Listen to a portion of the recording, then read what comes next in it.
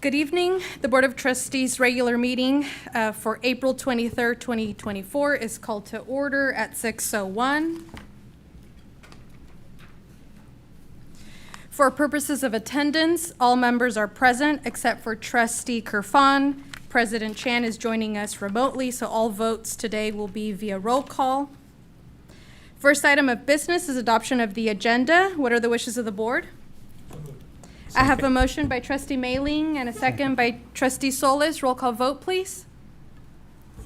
Trustee Carrillo? Yes. Trustee Cervantes? Yes. Trustee Kerfan? Oh, Trustee Mailing? Yes. Trustee Sellers? Yes. Trustee Solis? Yes. President Singh? Yes. Motion carries 6-0 with Trustee Kerfan absent. I like the motion, yes. Cast my vote yes. Oh, thank you, Trustee Kerfan. The motion carries 7-0. Thank you. Next item are comments from the public on closed session item. This is an opportunity for any member here present or anyone watching telephonically. If you wish to address the board on any of the closed session items, please call now. The number to dial is 559-276-3150. During today's meeting, all public comments will be taken after presentations are made by administration. Then any board discussion will be held. If there is any member of the public wishing to address the board, please make sure you are ready to provide a comment following any presentation on the item. Once again, the number to call is 559-276-3150. 30 seconds have passed and we have no callers. Thank you. Hearing no comments on any of the closed session items, we will now adjourn to closed session and return to open session at 7 p.m. or as soon as thereafter. Thank you.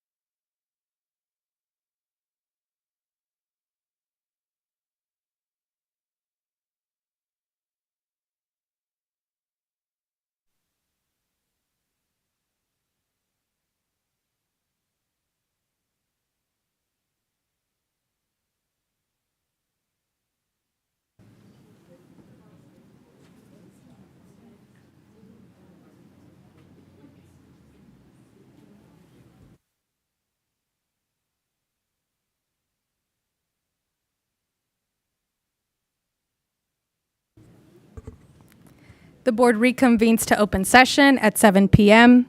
For members in the audience or anyone watching remotely, if you wish to provide public comment on any item not on the agenda, please make sure that you submit a comment card or you come forward or you call in during our comments from the public. If you wish to speak on any item on the agenda, public comments will be taken right after the presentation. The number to dial to provide comment remotely is 559-276-3150. A couple of items to report from closed session. Item E1, certificated personnel report was approved unanimously by a motion by Trustee Cervantes and a second by Trustee Sellers. All votes in closed session and during today's open session will be held remote via roll call as President Singh is joining us remotely. Item E2, classified personnel report. We had a motion by Trustee Mailing, a second by Trustee Cervantes. The vote was unanimous in support.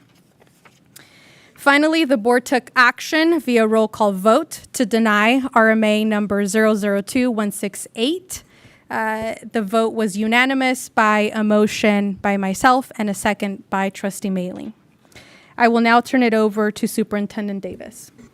Thank you. I would like to ask on behalf of our community who lost a senior from Central High School this last weekend, as well as a 25-year veteran of the Library Media Tech team at Central East Campus, Shelley McDowell, for those two individuals and all of their friends and family who are currently mourning, if we could do a moment of silence.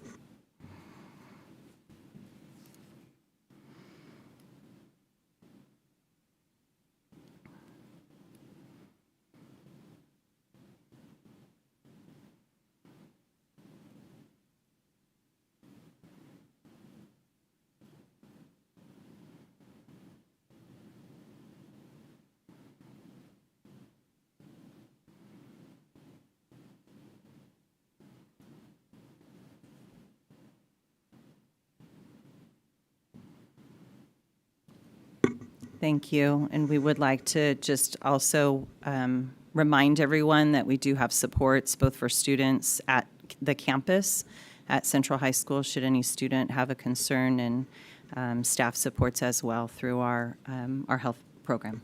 Thank you. Thank you. We now move on to the Pledge of Allegiance. Trustee Mailing, if you will please lead us.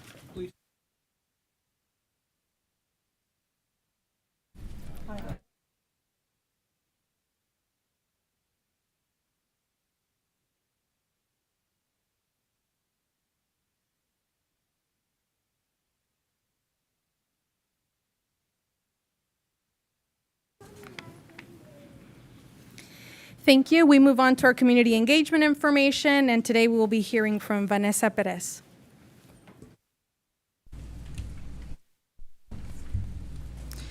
Good evening. If you wish to address the board, call 559-276-3150 or fill out a request form provided on the table near the entrance and submit it to the clerk of the board prior to the meeting. If you wish to speak on an item on the agenda, please do so when the item is called.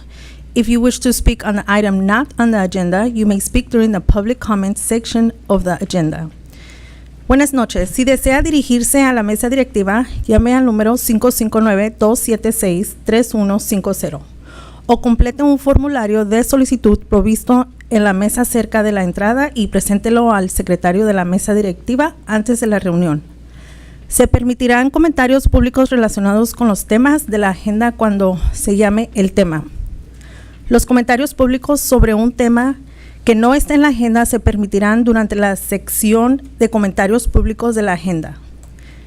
The district welcomes other language speakers to the board meetings. Anyone planning to attend and needing an interpreter for a language other than Spanish should call 559-274-4700. Extension 10150. By noon on Friday, preceding the board meeting or at least 48 hours in advance of the meeting, so arrangements can be made for an interpreter. El Distrito de la Vivienda a las personas que hablan otros idiomas, a las reuniones de la mesa directiva, cualquier persona que planifique asistir y necesite un intérprete para un idioma que no sea español, llame al 559-274-4700. Extensión 10150. El viernes antes de la reunión y antes del mediodía, o por lo menos 48 horas antes de la reunión para poder hacer los arreglos para la interpretación. Gracias. Thank you. Thank you. We move on to presentations. First, we have employee recognition. Assistant Superintendent Collegian.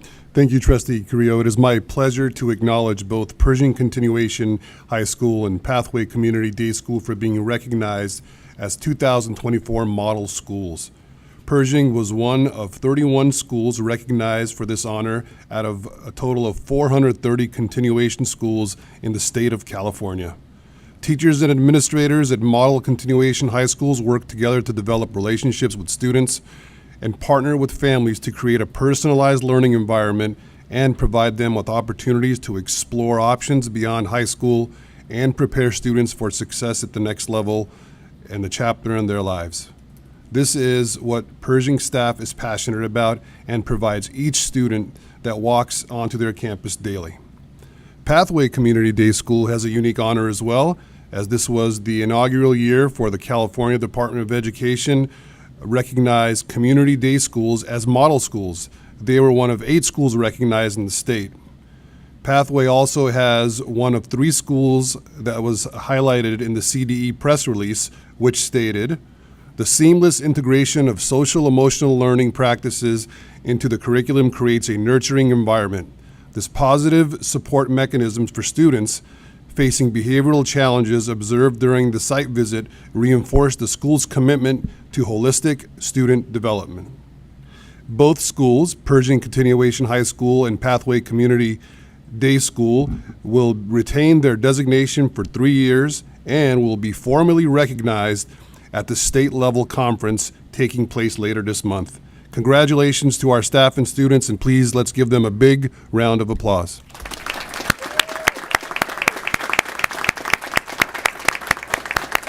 Please stand to be recognized.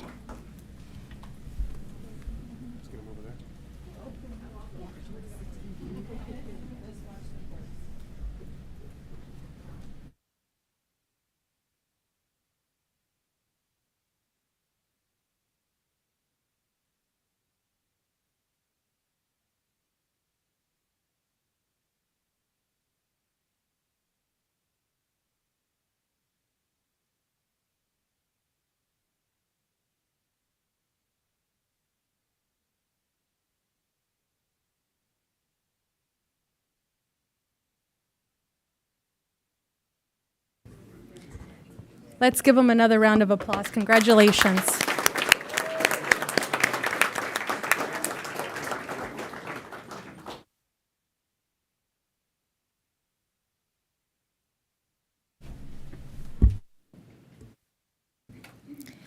We move on to student recognition. Dr. Boatwright. Thank you so much. So tonight, to start off, I'm going to hand this over to our Assistant Director of Educational Services, Greg Chaparian, and he's going to speak with you tonight about Science Fair.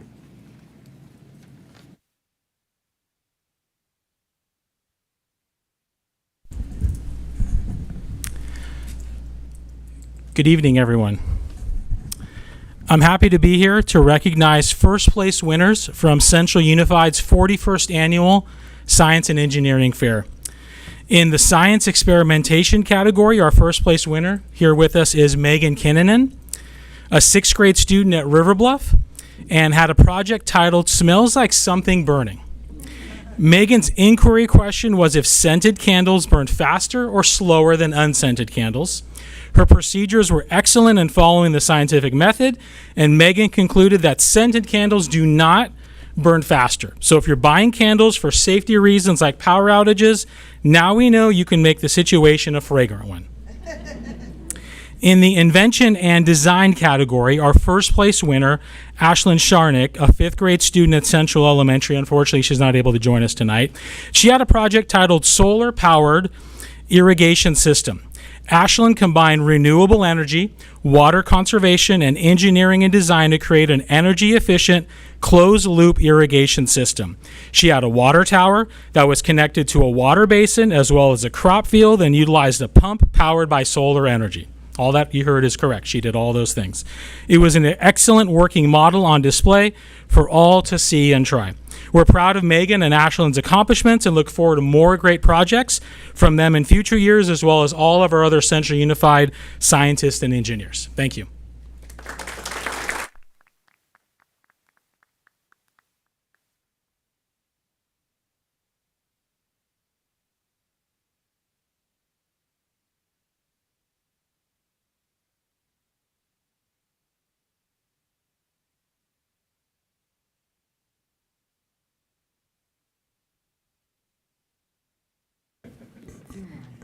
Let's give Megan another round of applause.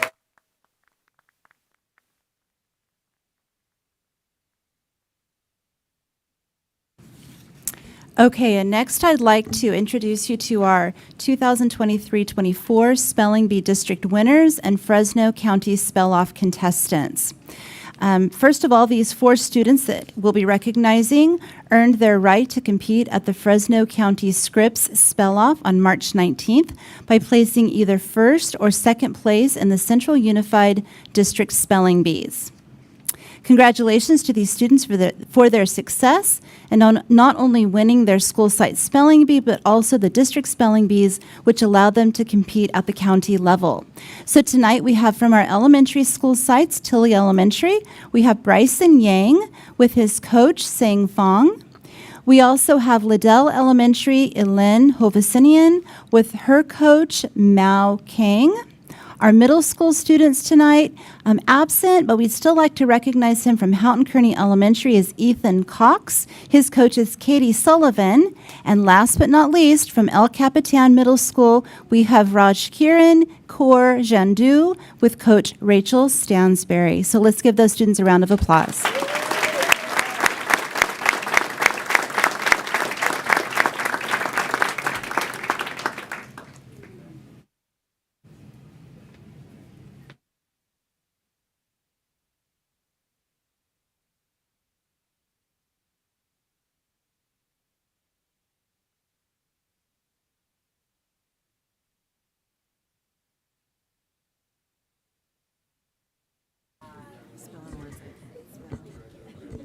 Let's give these students another round of applause.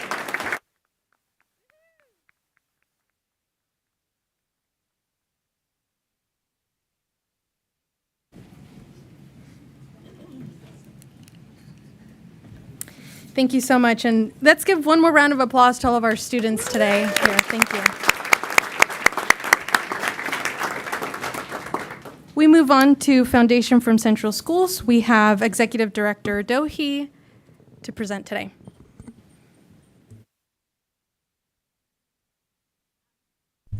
Oh, good evening. I also just wanted to say congratulations to our science and spelling bee participants. The foundation is very proud to support these activities every year as part of our academics pillar. So congratulations to all of the students here tonight. Thank you, Board Trustee Vice President, for having me this evening. Good evening, Board of Trustees, and thank you. For those of you that don't know me, my name is Serena Dohi, and I'm the Executive Director for the Foundation for Central Schools. First, I just wanted to say thank you to the community for another successful scholarship season. Just this past week, we awarded 21 scholarships ranging from $1,961 to $2,500 for a grand total award of $48,305 towards higher education for 18 outstanding Central Unified Scholars. So we originally said we were going to award 20 in honor of our 20th year, but of course we always throw a curveball. And we had the Evaristo family donate an extra scholarship this year. So we awarded 5 total Nurse Dolores scholarships in honor of our late nurse, Dolores Evaristo. So congratulations to all those scholars from Justin Garza High School, Central East, and Central High School. Additionally, In just 2 weeks, on May 5th, we will be celebrating our 3rd annual golf tournament. This is the last week to register a team, so anyone interested can visit centralfoundation.org/fundraising to register. This is a really fun event. The proceeds from this fundraiser is very specific. It benefits student textbook grants, and that is for our high schoolers enrolled in the high school enrichment program. And this school year, we have provided 49 students with a grant to purchase anywhere from 1 to 5 books required for their courses at State Center Community College. So this is in addition to their education at the high school level. They're taking this on their free time, and we support those textbooks, and those are not cheap anymore. So we could use all the extra help to continue to provide these textbook grants. And I also wanted to let our Central community know that this Friday our food pantry will be open at 4 o'clock. We have started to provide fresh eggs and chicken for our neighbors. This is a wonderful opportunity to get a couple of items to supplement in their pantry. Of course, not to replace, but to just help you out a little bit. We are aligning with the City Center's First Fruits Market. That's the new center over in Dakota, in alignment and recommendations from the Central California Food Bank. So we do have some quantity limitations to make sure that everything goes a long way for all of our visitors on that day. More information about the pantry can also be found on our website at centralfoundation.org, and just click on the Wellbeing Project. And last but not least, before the year ends, I just want everyone to look out for a Save the Date, the annual State of the District. This will be an event to not miss this year, as we officially will celebrate our 20th year as a foundation. So we hope to have a date in the coming months. And community members can find all this information on our website, centralfoundation.org, or feel free to reach out to me, Estohi at centralunified.org. Thank you so much, and let me know if you guys have any questions. Thank you, Executive Director Dohi. Are there any questions or comments from the board? Just on behalf of our board, thank you very much for all the work that you're doing, and thank you to our community who's constantly supporting our efforts to provide these scholarships and awards to our students. So thank you all very much. Thank you.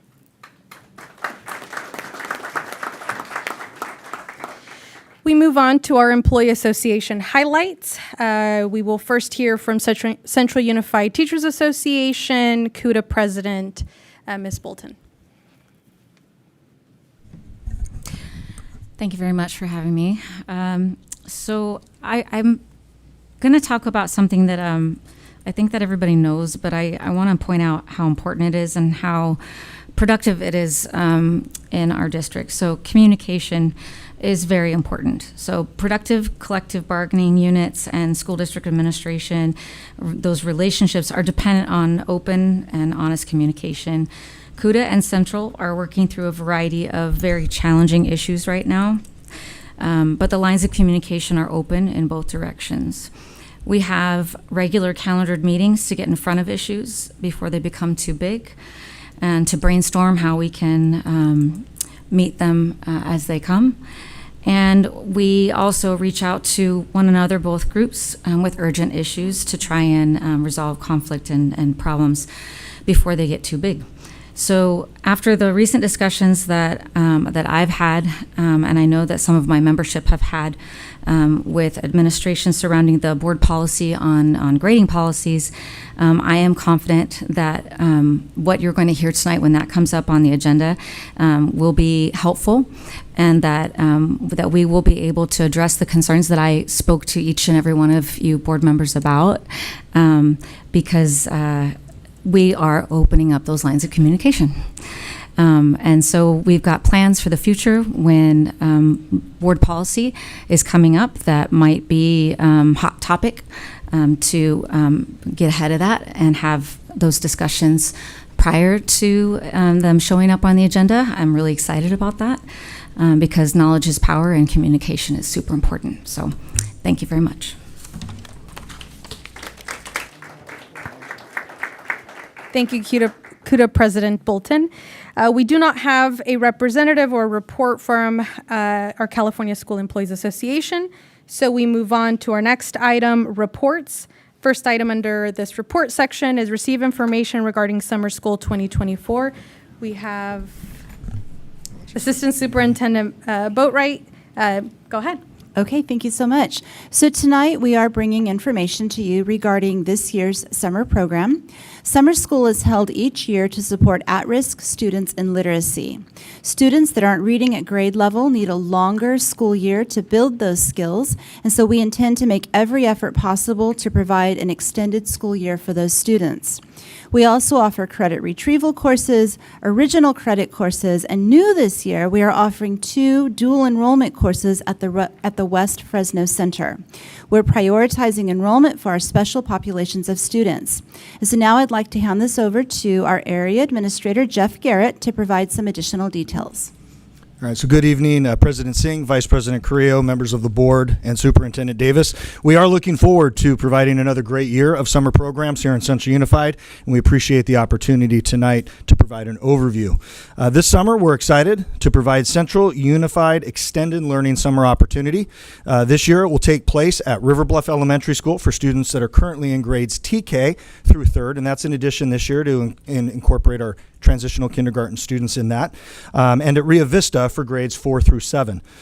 Students will take part in differentiated literacy support in the morning portion of the program, and will be experiencing enrichment activities in the afternoon. This program will run from 8 to 5 daily.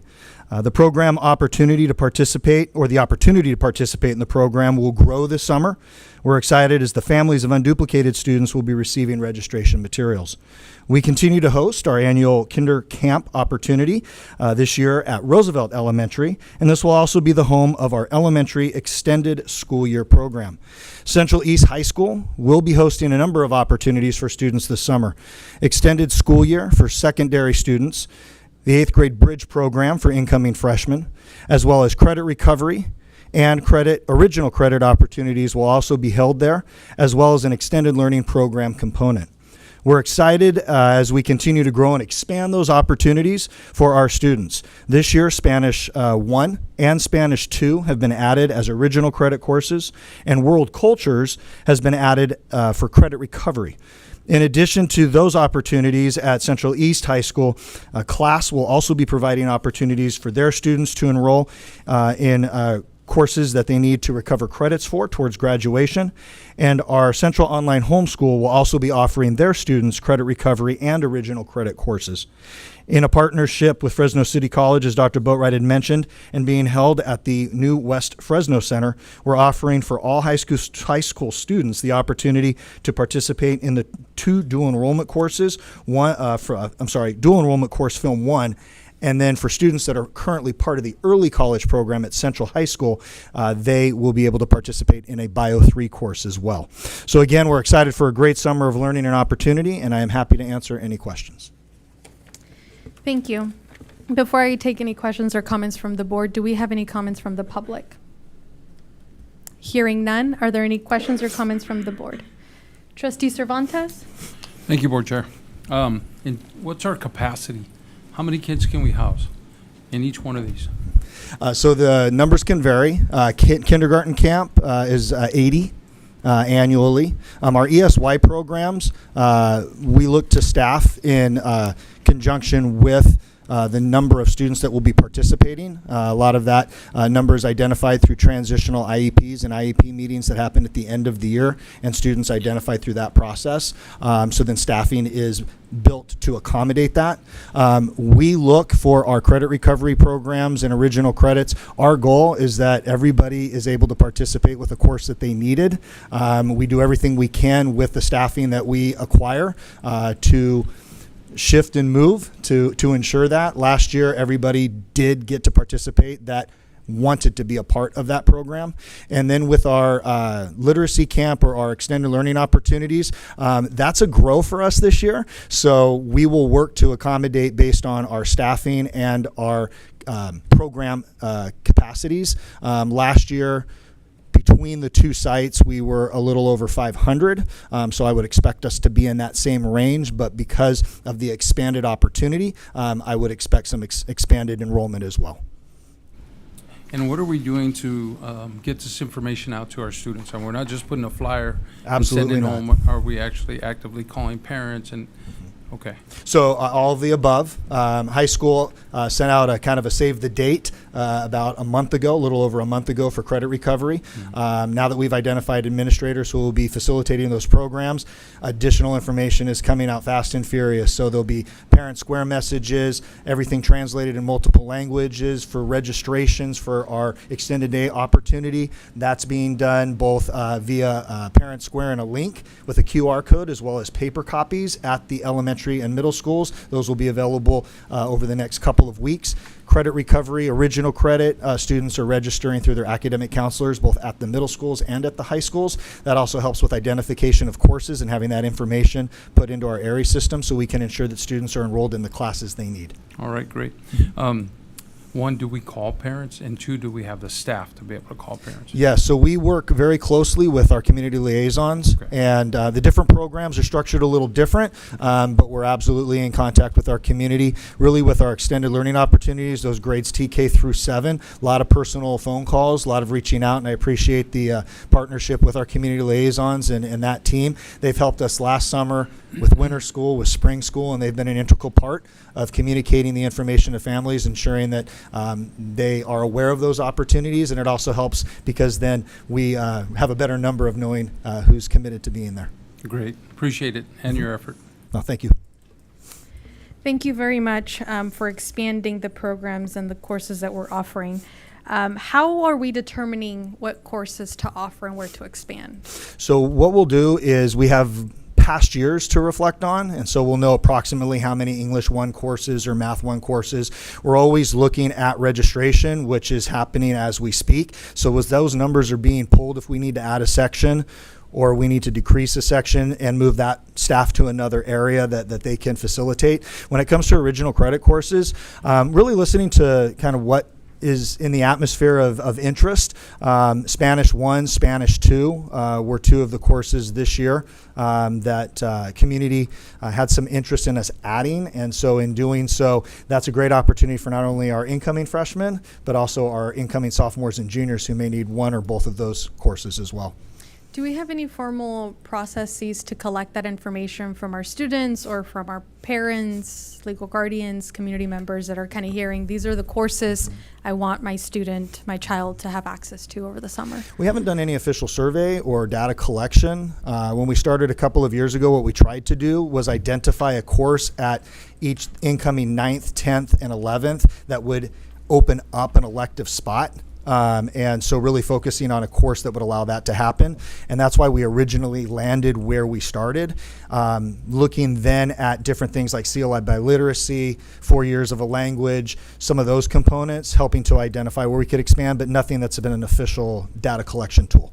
Okay. As we continue to expand these services, I would really appreciate an opportunity to officially collect information from our community. I know that this has definitely been developed in the last 4 years significantly, so thank you to administration for really hearing the comments from our board, which are really comments from our community, so thank you for that. If any parents that are in the audience or students that are in the audience or listening to us remotely have any questions, who should they contact? What is the best method if they are interested and this may be the first time that they're hearing about these summer programs for whatever reason? Of course, a number of different ways. School sites have the ability to answer questions, so definitely reaching out to their school site. They can also reach out to our office. All the information, the flyers that we send out does have that phone number and extension. They could also email me, find my email on the website, and I will get back to them very quickly, is always my goal, to get their information and answer their questions. Awesome. Thank you. If there are no more questions or comments from the board, this was for information only, so thank you so much. Thank you.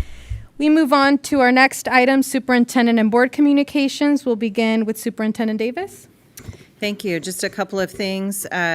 Starting with the priority of academics, I want to alert you that beginning next week, April 29th, up through May 17th, our students will begin to participate in state testing. They'll be taking their English language arts, mathematics, science, and some will be taking various AP exams. Reminders will go out to families, just asking for parents to check in with their children, help them remember to take their time, try their best, eat healthy breakfast, or get to school in time to take advantage of nutrition available at the campus. And if at all possible, avoid appointments during the testing time, because that is disruptive for a student not to take it in their typical setting. So you'll see some information going out on that, and we want to wish all of our students good luck on that, and their teachers who have been working really hard with them all year. I want to give you a boundary update as well. We have one more town hall. Thank you for those of you who have dropped in and gotten to speak with parents and hear the conversation. Our last town hall is tomorrow night at Biola in their cafe, beginning at 6 p.m. The online survey portion is still open through May 3rd, and that will lift to the top of the website and continue to be communicated out should anybody ask you about that. A few items have been added to the website and with a bright new links attached to it. There is an interim projections chart. If anybody's asking about enrollment, we have put that onto the site. The residential development map, if people are asking about that, that is there.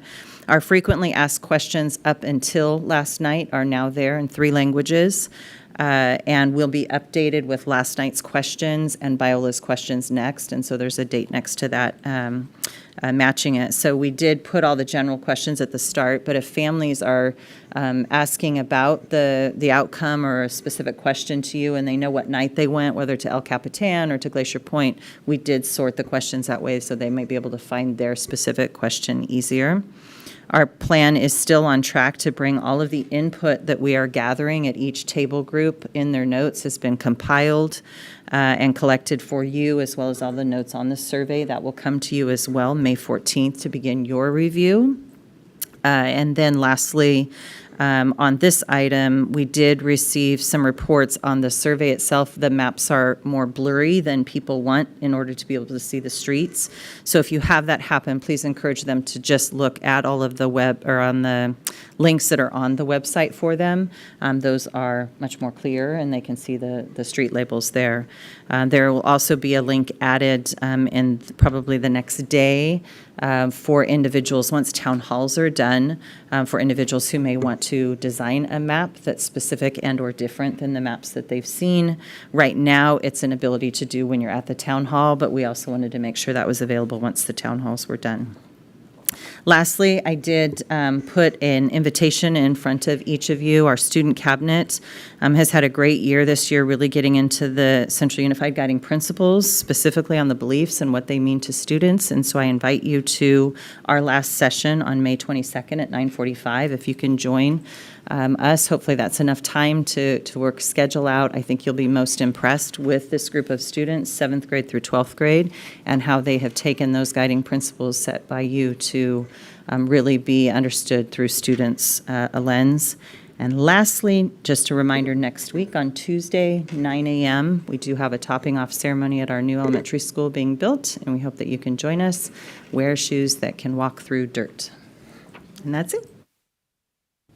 Thank you, Superintendent Davis. Is there any board member wishing to provide any communications at this time? Trustee Kerfan? Thank you.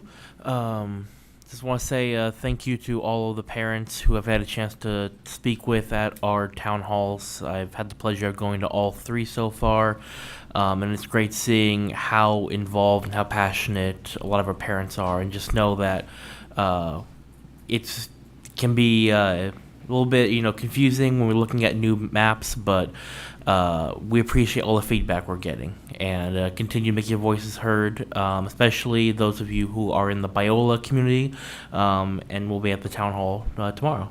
Thank you. Thank you. Any other board member? Hearing no other comments, we move on to comments from the public. This is an opportunity for any member of the public, either in person or remotely, to provide a comment on any item not currently on the agenda. Once again, the number to call is 559-276-3150. Each member of the public will have 3 minutes to address the board. Please make sure that you stay within your 3 minutes. Trustee Kerfan? Thank you. Our first comment is from Andrea Gray.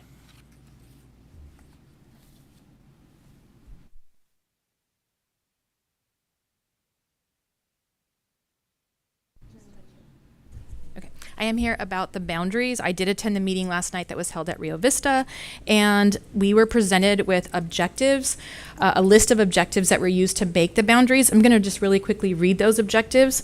They were to maximize existing space while moving the least number of students, value neighborhood schools, keep neighborhoods together, reduce operational expenses, create boundaries that will last 5 to 10 years, balance enrollment across the school areas. And yet it seems as if the boundaries, when they were being made, did not try to fulfill the first 4 objectives.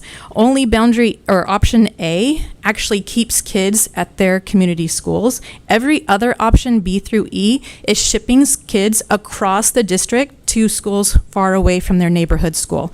Specifically, C is taking kids from Liddell and moving them to East Campus. Kids whose backyards literally butt up against East Campus are being sent to Central, and kids near Central are being sent to Garza. So they're being shipped all over the place. So to me, it seems like those objectives, the first 4 about keeping communities together, were not being used when these boundaries were put together for the high schools. Only option A actually uses that. And last night at our Rio Vista meeting, option A was overwhelmingly the consensus for the parents there, and I wanted to share that with the board. The other thing is a lot of concerns were brought up by parents, and one in particular I thought was really important to share with the board in case it doesn't get conveyed later on. And one parent spoke up and said he would like to see, and I agree with him, he would like to see busing routes for all 5 options. Because kids are being moved so far away from their actual local closest high school, he wanted to know, how early in the morning is my kid going to have to be at a bus stop on options B through E? How long is my kid going to have to be on the bus for options B through E? And I think these are very valid concerns when we're taking kids completely out of the way. Again, for my kid, if they're being sent to East or they're being sent to Central, we're actually bypassing Garza, their closest school, to get them to one of those schools. So I agree with him. And he asked, and I'm just conveying his message because I agree with it. He asked that those routes be given to parents and shared with parents before the board votes on your boundary decision, because we have a right to know how long our kids are going to be on the bus if an option is picked, or how early in the morning they have to get up to go get on the bus. And lastly, it was just related to what was a comment that was made earlier, which is that I do hope that all of the information that's gathered at these meetings, as well as the surveys, are completely relayed to the board and not glossed over in a quick summary.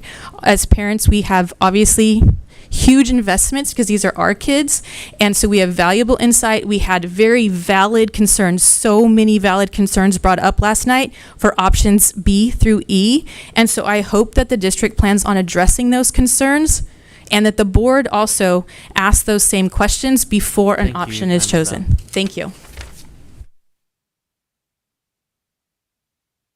Our next comment is from Alyssa Fight. And you will have 3 minutes. Do I have to push a button too? Or is it on? Okay, thank you. Good evening. My name is Alyssa Fight. Some of you know me. I am here to express gratitude and share about our growing CTE Family and Consumer Science program at Central East High School. Currently, we have 3 pathways at East, and we have over 300 students enrolled in our courses. We also have an award-winning chapter of FCCLA, which boasts the title of State Superior Chapter, which means we're the #1 chapter in the state, and California's first national officer in over 30 years, Melody Stetsko. I want to share about some of our accomplishments in our program this year. In July, 13 of our students attended National Leadership Conference in Denver, where many of our students competed in events earning gold, silver, and bronze medals.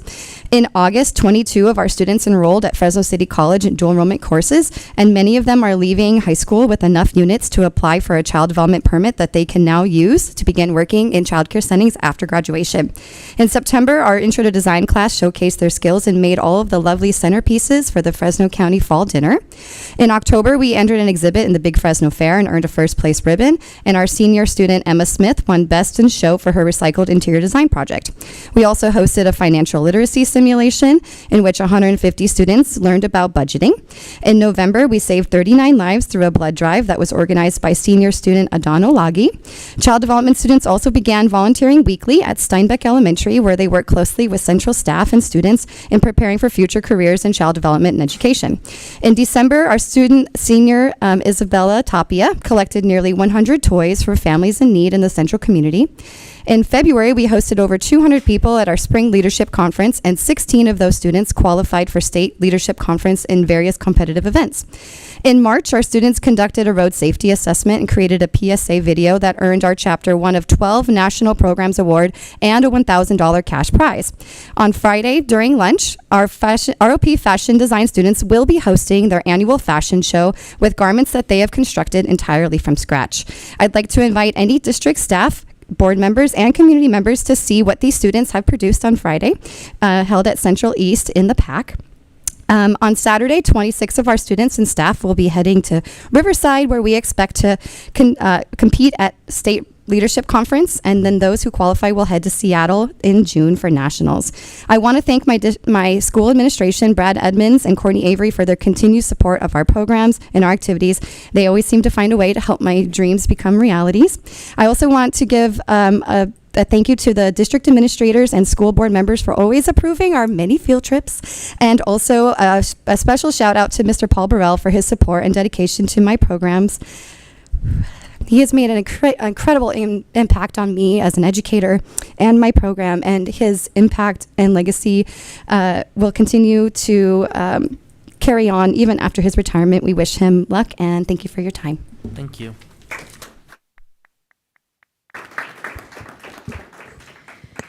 Thank you.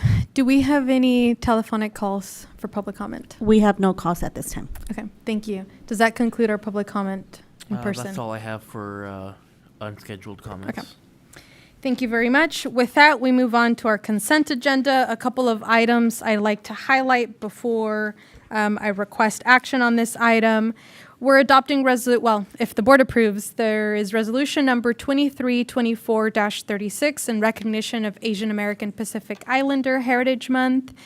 We have resolution number 2324-37 declaring May 19th through the 25th of this year as Classified School Employee Week. We have resolution number 2324-38 declaring May 5th through the 11th as Educator Appreciation Week. We have resolution number 2324-39 declaring May 2024 as Mental Health Matters Month. And we have resolution number 2324-40 in recognition of School Nurses Day, identified as May 8th, 2024. And so with that report, what are the wishes of the board on the consent agenda? Motion to approve. Second. Thank you. I have a motion by Trustee Kerfan. I have a second by Trustee Sellers. Roll call vote, please. Trustee Carrillo? Yes. Trustee Cervantes? Yes. Trustee Kerfan? Aye. Trustee Maley? Yes. Trustee Sellers? Yes. Trustee Solis? President Singh? Yes. Motion carries 6-0 with Trustee Solis absent. Thank you very much. We move on to our action items. Our first item is receive independent audit report for fiscal year ending June 30th, 2023. Assistant Superintendent Iqbal.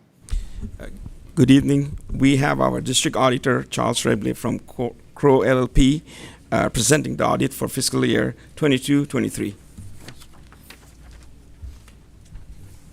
Okay. Good evening. Thank you for the opportunity to come and speak with you all to talk about the results from the 23 fiscal year audit. Included in the agenda, you have a document before you. That's the audit report. We generally refer to it as that. That includes the overarching scopes that we completed for the fiscal 23 audit, which includes a financial statement audit, federal compliance audit because you've expended more than $750,000 of federal grants and entitlements, and then a state compliance audit component as well. I'll talk a little bit about some of the required communications that we have to make as your auditor for the 23 year. The management of the district, including yourselves as the governing board charged with governance of the organization, retains responsibility for the financial statements themselves and responsibility for compliance with the state and federal requirements. As the external auditor, our responsibility is to opine as to whether the financial statements are fairly stated and whether the district has complied with the requirements of the state and federal components. If we had any difficulties in performing the audit or disagreements with management, we'd be required to communicate those at this time. I'm thankful to say that we had no difficulties or disagreements with the management with respect to the 23 audit. No other issues that need to be elevated outside of what I'm going to be speaking with respect to the audit report. I don't know if you wanted to take your attention to the audit report. There's a specific page that I like to draw your attention to if you have the electronic version. If you're looking at the PDF, it's page 91 of 98, or if you're looking at the bottom right-hand corner, it's page 84. As I mentioned there, I'll give you a second to get there. As I mentioned, there's 3 overarching scopes that we are engaged to perform as relates to the audit. This page is a summary of those 3 different scopes. So the top section is the financial statement audit. We issued what's called an unmodified opinion, or an loosely referred to as a clean opinion. With respect to the financial statements. For the federal awards, we also gave an unmodified opinion. In the 23 year, we audited 3 different programs or clusters of programs for the federal compliance: the child nutrition program, the special education cluster of programs, and your ESF programs, which oftentimes are here referred as the Esser dollars or GEAR dollars. So that was the 3rd program. And so no reportable findings with respect to the federal compliance component. And then for the state awards, we also have, I think, over 30 different components that we're required to look at for the state compliance audit. And so we had a couple of items that we identified in that component, and we'll talk about those at a high level. So I don't know if you do like most board members do, you jump to the back of the audit report and look to see if we had any findings back there. And this year we had a couple that we needed to include in the audit report. The first finding you'll find on page 92 or bottom right-hand corner is 85. We had some identified findings that kind of encompassed what we referred to as an internal control over financial reporting finding. There were some audit adjustments that we had identified with respect to refunding of debt issuance that was recorded and I guess at a high level missed some transactions that needed to be recorded in the books of the district. The transactions were reflected, the debt was repaid as it was planned to be repaid, but the journal entry wasn't reflected in one of the district's governmental funds. There was also some challenges in completing the capital asset records and updating those, and some other accounts payable items that were not accrued for at the end of the year. And there were also some other interfund payables that were identified that required an adjustment. I would summarize all these, and these are all included in one finding because they all kind of encompass one overall issue, which is related to turnover in the team from one year to the next. That does sometimes happen when we have changes in the guard, where we have some items that get missed along the way. And so those were identified in the audit process and adjusted as necessary in the financial statements to give that unmodified opinion, which I mentioned. And I'll acknowledge is also that management of the district has been working to implement processes to ensure that those items don't occur on a recurring basis, sort of a hiccup in the process of changing personnel. And I'll acknowledge that efforts that have been made thus far to make those changes in the control process. The other, and I'll take a couple questions if you have at the end. The next section is related to state compliance. So we had a finding we had to report with respect to independent study This has been a challenge for many districts as the independent study program expanded from sort of at the high school only level to sort of broadly across every district is required to offer independent study. And so that build up and that increase or scale up in offering independent study presented a challenge to many districts in all the requirements that are necessary to be included for independent study to count that as ADA. And so in this case, we had some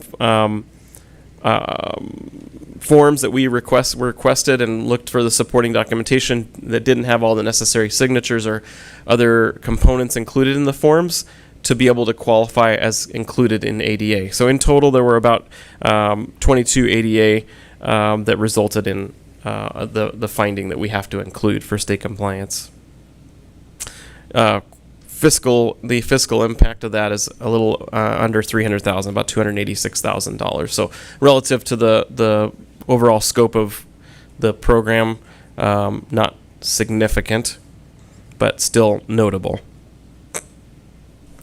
The next compliance finding that we had related to the teacher certification.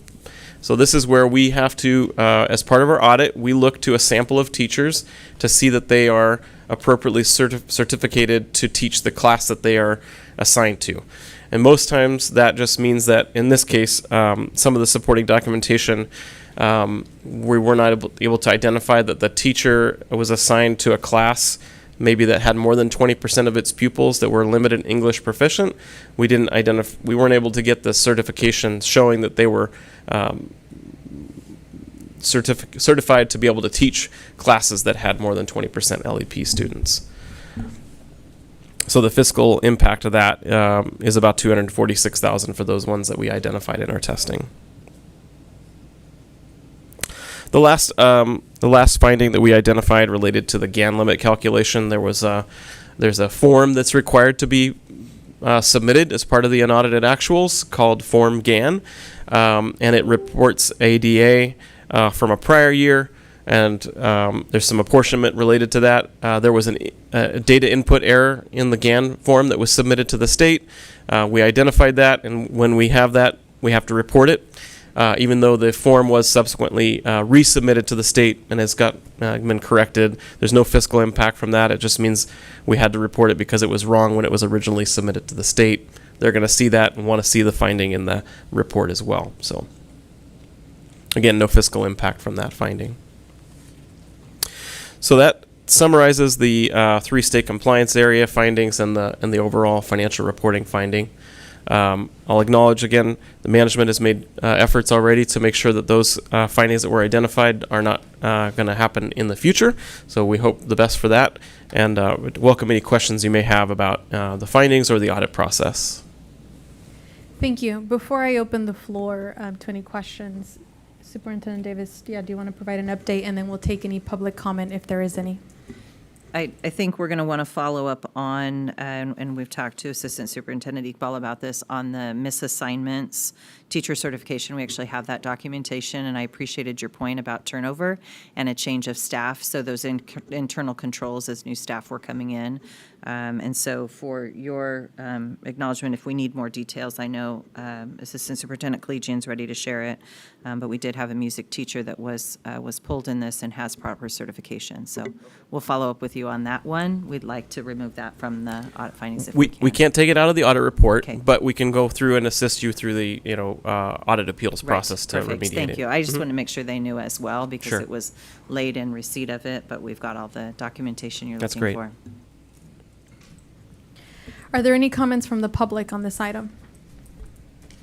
We have no callers at this time. Okay. Comments or questions from the board?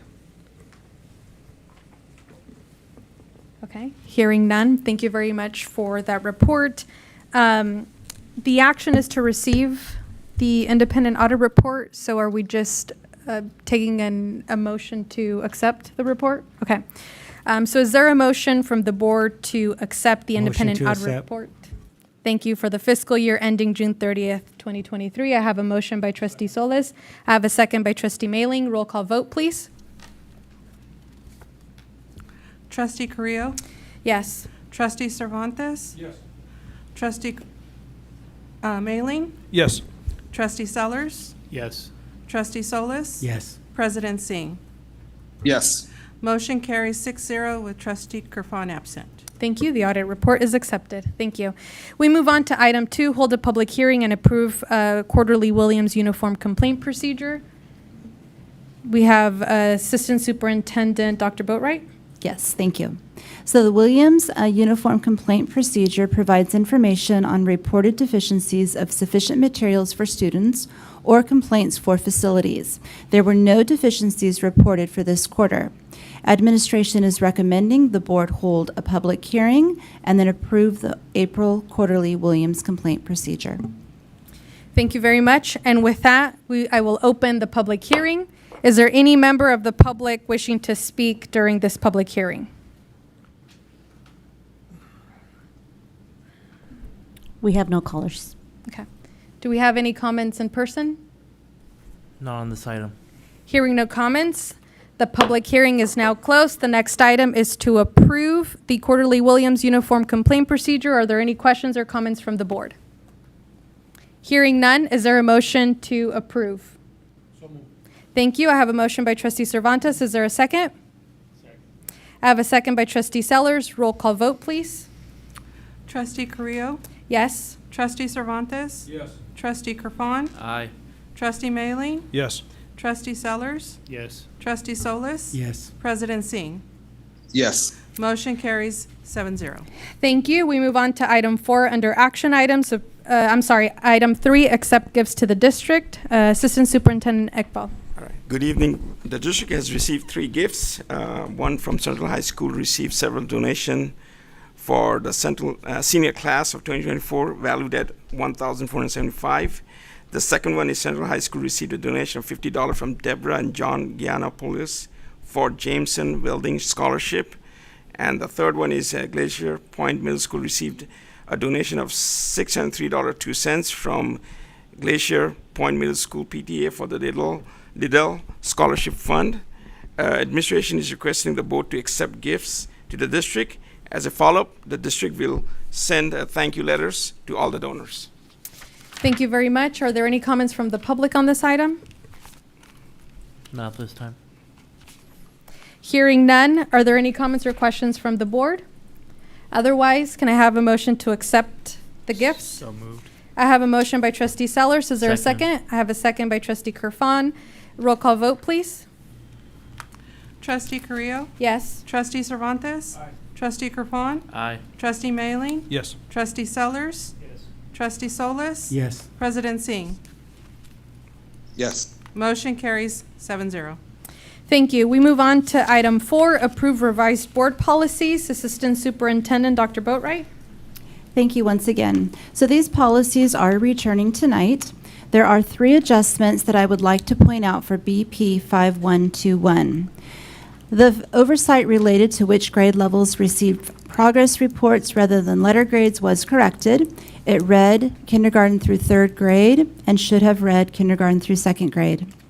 There was a great deal of discussion about ed code saying that a grade cannot be changed without permission of the teacher. CSBA had recommended moving this statement towards the end of the policy. I've moved it back to its original location, so you'll see that noted. Also, the policy was also updated to reflect that when a student misses an assignment due to an excused absence, they shall be given full credit for subsequent satisfactory completion of the assignment or assessment.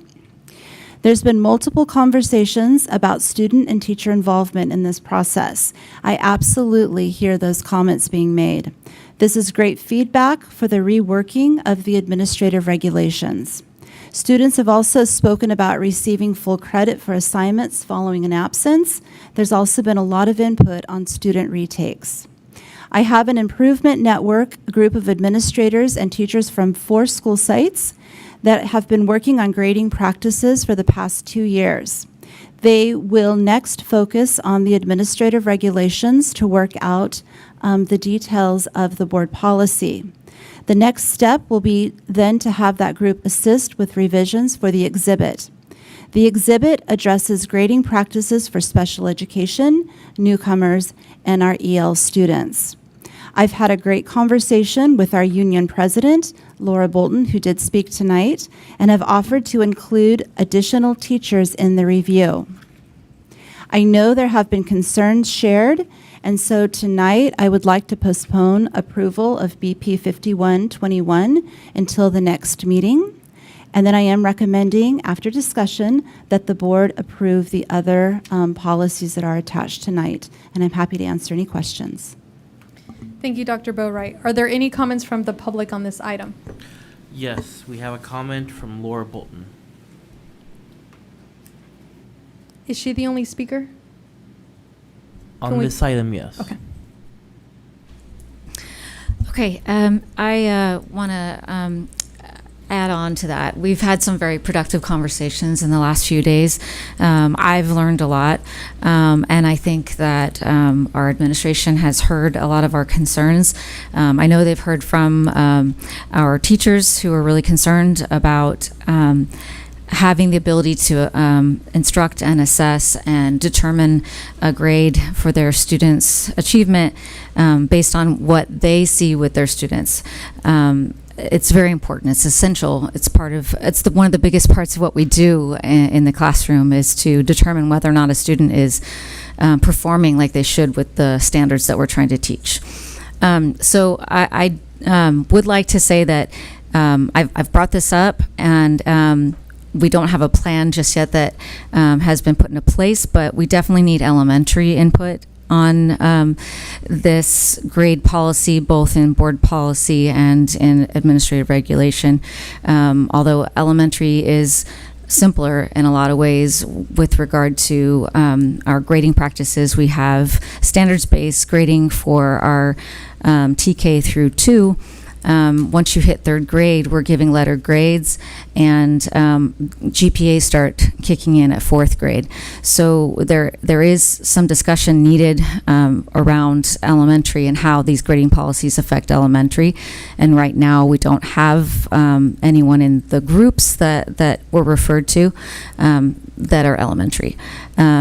I would like to see it expanded just a tad to make sure that all 3 of our high schools, and even honestly our alt-ed high school should be included in that, and all 3 middle schools if possible, some representation, as well as maybe a wider variety of representation of subject matter. Mathematics is heavily represented on the on-track team. I know there are some other subject matters that are represented by those teachers, but it's mainly math. And I'm getting feedback even just as of this evening sitting here from teachers saying that it works really well for math, some of the things that are being discussed out at Central High, but there's concerns about other subjects. So that's my input. So thank you very much. Thank you. Do we have any callers on this item? We have no callers. Okay. We now turn to board comments or discussion. I will say that based on Dr. Boatwright's recommendation, and I also was going to request that we table approval of BP 5121. I have not had enough time to thoroughly review and provide any feedback. But with that, before I make that motion, discussion. So Trustee Cervantes?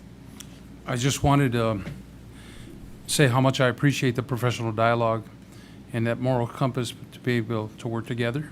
And we're working together for better academic achievement. And I really appreciate that professional courtesy to each other. And even your willingness to, or the cabinet's willingness to come out ahead of the curve to say that we're willing to come to the negotiating table or the table to discuss a better resolution to this outcome. Thank you. Appreciate it. Thank you, Trustee Cervantes. President Singh? I want to echo my colleague, Trustee Cervantes' words in terms of, I really learned a lot. I want to thank all the individual teachers, the CUTA and other individuals that just took the time to really help educate me on this matter and honestly present a lot of differing opinions, because it was clear we as any large group, we have a number of diverse opinions, but I think this gives us an opportunity to find where we can find at least greater consensus as we get together. Nothing's ever unanimous, but I really appreciate just the conversations and honestly taking those that took the time to educate me on this specific matter. Thank you. Thank you. Trustee Kirfan?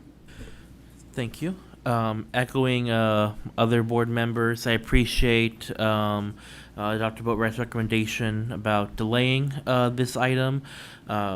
There are things that in this board policy that I think make sense. I'm a big believer in second chances. Being able to retake material. But I also want to thank the teachers and CUDA that have reached out to me, and how important it is that when it comes to changing our grading policy, that our teachers are able to provide input. So with that, again, thank you to the administration and our teachers for having open dialogue between them. Any other comments, questions? Okay. Hearing none, I'll move to table BP 5121 and to approve BPs 6161.1, 6170.1, 6174, 9320, and 9323.2. Second. Thank you. I made that motion. I received a second from Trustee Kerfan. Can we have a roll call vote, please? Excuse me. Trustee Carrillo? Yes. Trustee Cervantes? Yes. Trustee Kerfan? Aye. Trustee Mayling? Yes. Trustee Sellers? Yes. Trustee Solis? Yes. President Singh? Yes. Motion carries 7-0. Thank you. We move on to item 5, approve contract amendment number 1 for preliminary environmental assessment services for Dakota Hayes School site. And we have Director Mr. Rodriguez. Thank you. Good evening, Board Vice President, Board of Trustees, and Superintendent Davis. So this item comes to the board as an action item for an amendment to the existing contract with Padre Associates, a consulting firm in connection with the Dakota Hayes property. The increase to the contract is due to the Department of Toxic Substance and Control requirements after initial field activities were performed. The scope of work increased based on the scoping meeting with DTSC and the findings of the completed soil sampling. As I mentioned previously, the testing did not identify significant amounts of soil contamination throughout the site, although just enough to require additional sampling per DTSC. What is important to know is that the locations of the impact soil are localized in areas where existing dwellings were located on the property. The concentrations of chemicals in soil are typically measured in units of mass chemical per mass of soil. In our case, it's going to be milligrams per kilogram. The elevated chemicals of concern are as follows. So we have Dieldrin is a pesticide that was widely used in agriculture to control pests. The concentration on the property was 0.16, and the DTSC threshold was 0.034 milligram per kilogram. So all the unit measurements are milligram per kilogram. The second chemical was arsenic, although naturally present in soil. Elevated concentrations of arsenic may be elevated at the site because of past use of arsenic-containing products such as pesticides, wood preservatives, paints, and dyes. The concentration on the property was 33 milligram per kilogram, and DTSC's threshold was 12 milligram per kilogram. The third component was, the third chemical was lead, is most often elevated at sites because of historical uses of leaded gasoline and lead-based paints. The concentration there was 400 milligrams per kilogram on those localized areas, and DTSC's threshold is 80 milligram per kilogram. The last final chemical is dioxin, which is our group of chemicals that are formed during the burning of either wood, trash, and debris. And debris is used in some herbicides, such as a non-selective weed killer. Again, those are all localized in certain areas where dwellings existed. The dioxin, what we measured out there was 0.000118. The DTS threshold was 0.000048 milligram per kilogram. The information I have given this evening can be found in the PEA report that the district has posted for public comment and is located on our facilities webpage under the public notice at centralunified.org. And administration is recommending that the amendment to the contract be approved. And I'll be happy to answer any questions you may have. Thank you, Director Rodriguez. Do we have any comments from the public? Not this time. We have no callers. Thank you. Any comments or questions from the board? Trustee Mailing? Yes, thank you. Mr. Rodriguez, I think in the future, if we could put in the contract that anything, I mean, I know we already abide by the phase 1 and the phase 2, but I think when we purchase these properties in the future, they need to be contingent on DTSC's requirement, because I think that oversees our phase 1 and phase 2 responsibilities. If we could just keep that in mind. Sure, can do that. Thank you, Trustee Mailing. Any other questions or comments?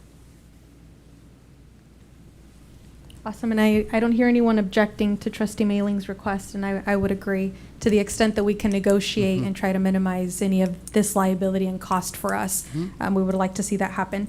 Is there a motion to approve the contract amendment? Thank you. I have a motion by Trustee Solis. Is there a second? Second. I have a second by Trustee Mailing. Roll call vote, please. Trustee Carrillo? Yes. Trustee Cervantes? Yes. Trustee Kerfon? Aye. Trustee Mailing? Yes. Trustee Sellers? Yes. Trustee Solis? Yes. President Singh? Yes. Motion carries 7-0. Thank you very much. We move on to item 6, receive information regarding Esser funds. Assistant Superintendent Ekbal. Good evening. Before we discuss about the Esser funds and projects, on March board meeting, the board requested some information regarding Esser fund usage as related to student program and support. I will hand it to Dr. Boatwright so she can provide more information regarding education programs. Okay, thank you. So one of the questions that came up during the last board meeting was about how this money had been spent for academic purposes. What you will see attached to the board item are the approved plans that address academics. These plans were developed following multiple community sessions.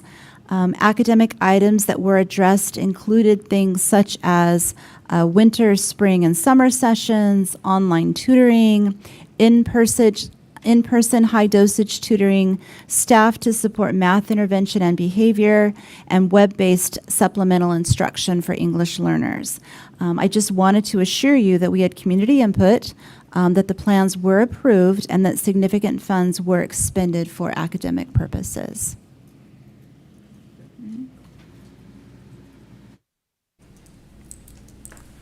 Okay. This is a summary of our Esser fund balance. This list was presented during the second interim. So please keep in mind that the Esser expense are related to green space, outdoor learning, facility repair, safety, health, and cleanliness, mental health staffing. So in addition to this, Esser funds will be used for one-time expense related to mental health staffing. This list was evolved from our deferred maintenance list for 23-24. It's pretty color-coded.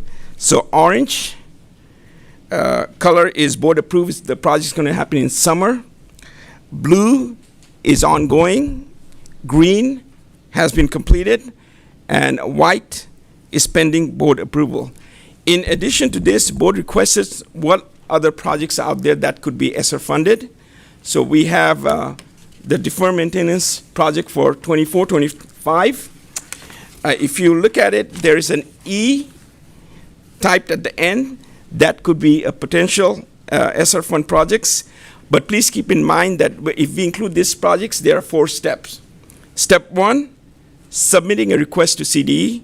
Step 2, planning the project. Step 3, board approval. And then step 4, implementing the projects. So there could be some time crunch part of this. Then we have, again, deferred maintenance project list for 25, 26. Again, we typed in the E at the end to see if it could be any potential project to use Esser fund. Again, we have the same 4 steps, submitting to CDE, planning the project, board approval, and the implementation of the projects. Then the last list we have is kind of the one-time larger scale projects. So some of them are green space. Then we have the Central High School Ag Barn, again, pending approval. Then we have the Collegians Stadium approval, pending approval. Then we have Central East High School, a special ed bathroom. And then we have the list for Phase 1 and Phase 2 for Central High School. So with that, administration is recommending the board review the Esser report and prioritize the project, and this is the one we presented in the second interim report. So. Thank you. Are there any comments from the public on this item? None at this time. We have no callers. Thank you. Comments or questions from the board? Trustee Cervantes? Thank you very much for this work, but my request was, and I thought I was very clear about it, was to ask for additional services for academic achievement or recovery. And there's nothing on this list. And I understand that you put on there how much money that we spent in that category already. Right. But I wanted to see other funds that might be, or other programs that might be available before we make these decisions. It's too late for that now because they're obviously on the agenda. I just want my voice to be heard because I thought I was extremely clear exactly what I requested, and I thought there was board consensus, and we don't have that to review tonight. Thank you. Any other comments or questions? As far as the way these items are organized, they organized? What's on these handouts? What's the order? Is it by geography? Is it by how long they've been on our deferred maintenance list? By rank of necessity? We had a rank done of our deferred maintenance list for 23-24, and we try to be a district-wide, spread it out, and based on that, we came up with the list. So basically, we are trying to use the deferred maintenance list for 23-24. So we try to do something for all the school sites. I'm sorry, I'm just not quite following then. So this page right here Right. shows. Are you saying this is including all campuses? Yes, district-wide. So. Okay. Right. Okay. All right. Thank you. So I just want to follow up on Trustee Cervantes's comment because I have similar concerns. So my understanding, one of the documents that was provided in support of this item was what's labeled on the very top, CAT Quest. Then it says Elementary and Secondary School Emergency Relief ESSER 3 funds. So if I'm understanding this document correctly, this document identifies the permissible uses for the ESSER 3 funds, correct? Right. And that's what we're discussing today, the ESSER 3 funds. Yeah. So what I specifically wanted to know, and I suppose I'm requesting confirmation from administration, since these funds, I understand, are permissible for school facility repairs and improvement and for green space under those sections, some of the sections that specifically at the very top are identified in order of sequence includes like bullet number 3, providing principals and other school leaders with resources necessary to address school needs, activities to address the unique needs of low-income children or children with disabilities, and it goes on. Developing and implementing procedures and systems to improve LEA preparedness and response efforts. And these are just some of the ones I've highlighted. Providing mental health services and supports, planning and implementing activities related to summer learning. And then the next big chunk that to me was significant was addressing learning loss among students, including low-income students, students with disabilities, English learners, racial and ethnic minorities, students experiencing homelessness, and children in foster care of the ELA. And then it provides an example. So is administration representing that we don't need any additional support or allocation of these ESSER funds to any of these other areas? And so we're prioritizing these additional ESSER funds that remain for green space. Sure, yeah, whoever would like to. If I can add in, the list attached on the item called COVID Fund does give a bulleted list of some of those academic options that are invested in through September, and they were included in the plan. And so if there's expansion to those in some way, as was mentioned earlier tonight, summer session expansion is occurring. And so those items are approved on the ESSER list because they are included in the ESSER plan. Assistant Superintendent Iqbal noted a few of them at the bottom of the page that we could move over from another source. It doesn't expand to add a new program during the summer, but we have a pretty robust program that was described earlier that is already expanding. So I guess the long way to your answer, my apologies, is there is also a list under COVID funds. He's walked you through these. There are also just a brief list of everything that was in the plan that would also be an allowable expense. We'd have to figure out how it's expanded. It is limited by the staff to be available to do that, or the resource and contract to be available. But if those are a priority as well, they would be a part of it.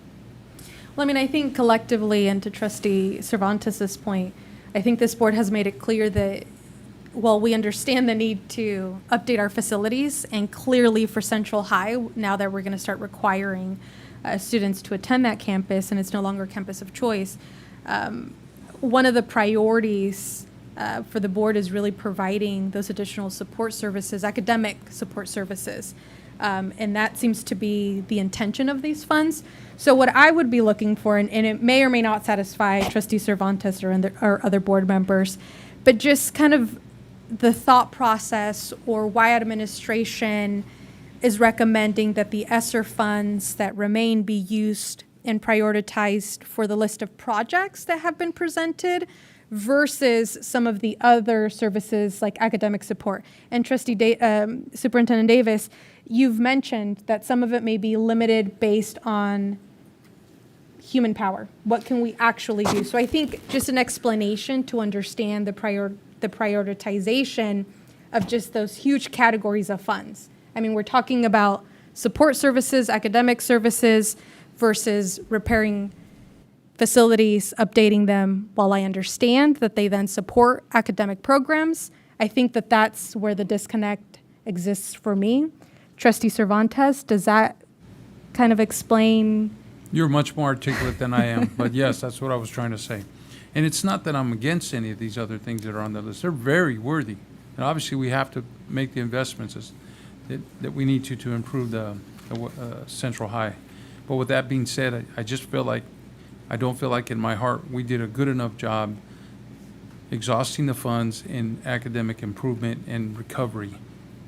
Yes, I know we spent money in those categories, but was it enough? Yes, I know we have some summer school programs, and I hope and I pray that kids take advantage of them. But what are we doing during the year to year? And again, I'm not implying that what's on that list is not worthy. By no means. They're all worthy. But I just wanted to make sure that we maintain that balance and that we spoke up for those kids that are in those categories that do need additional help.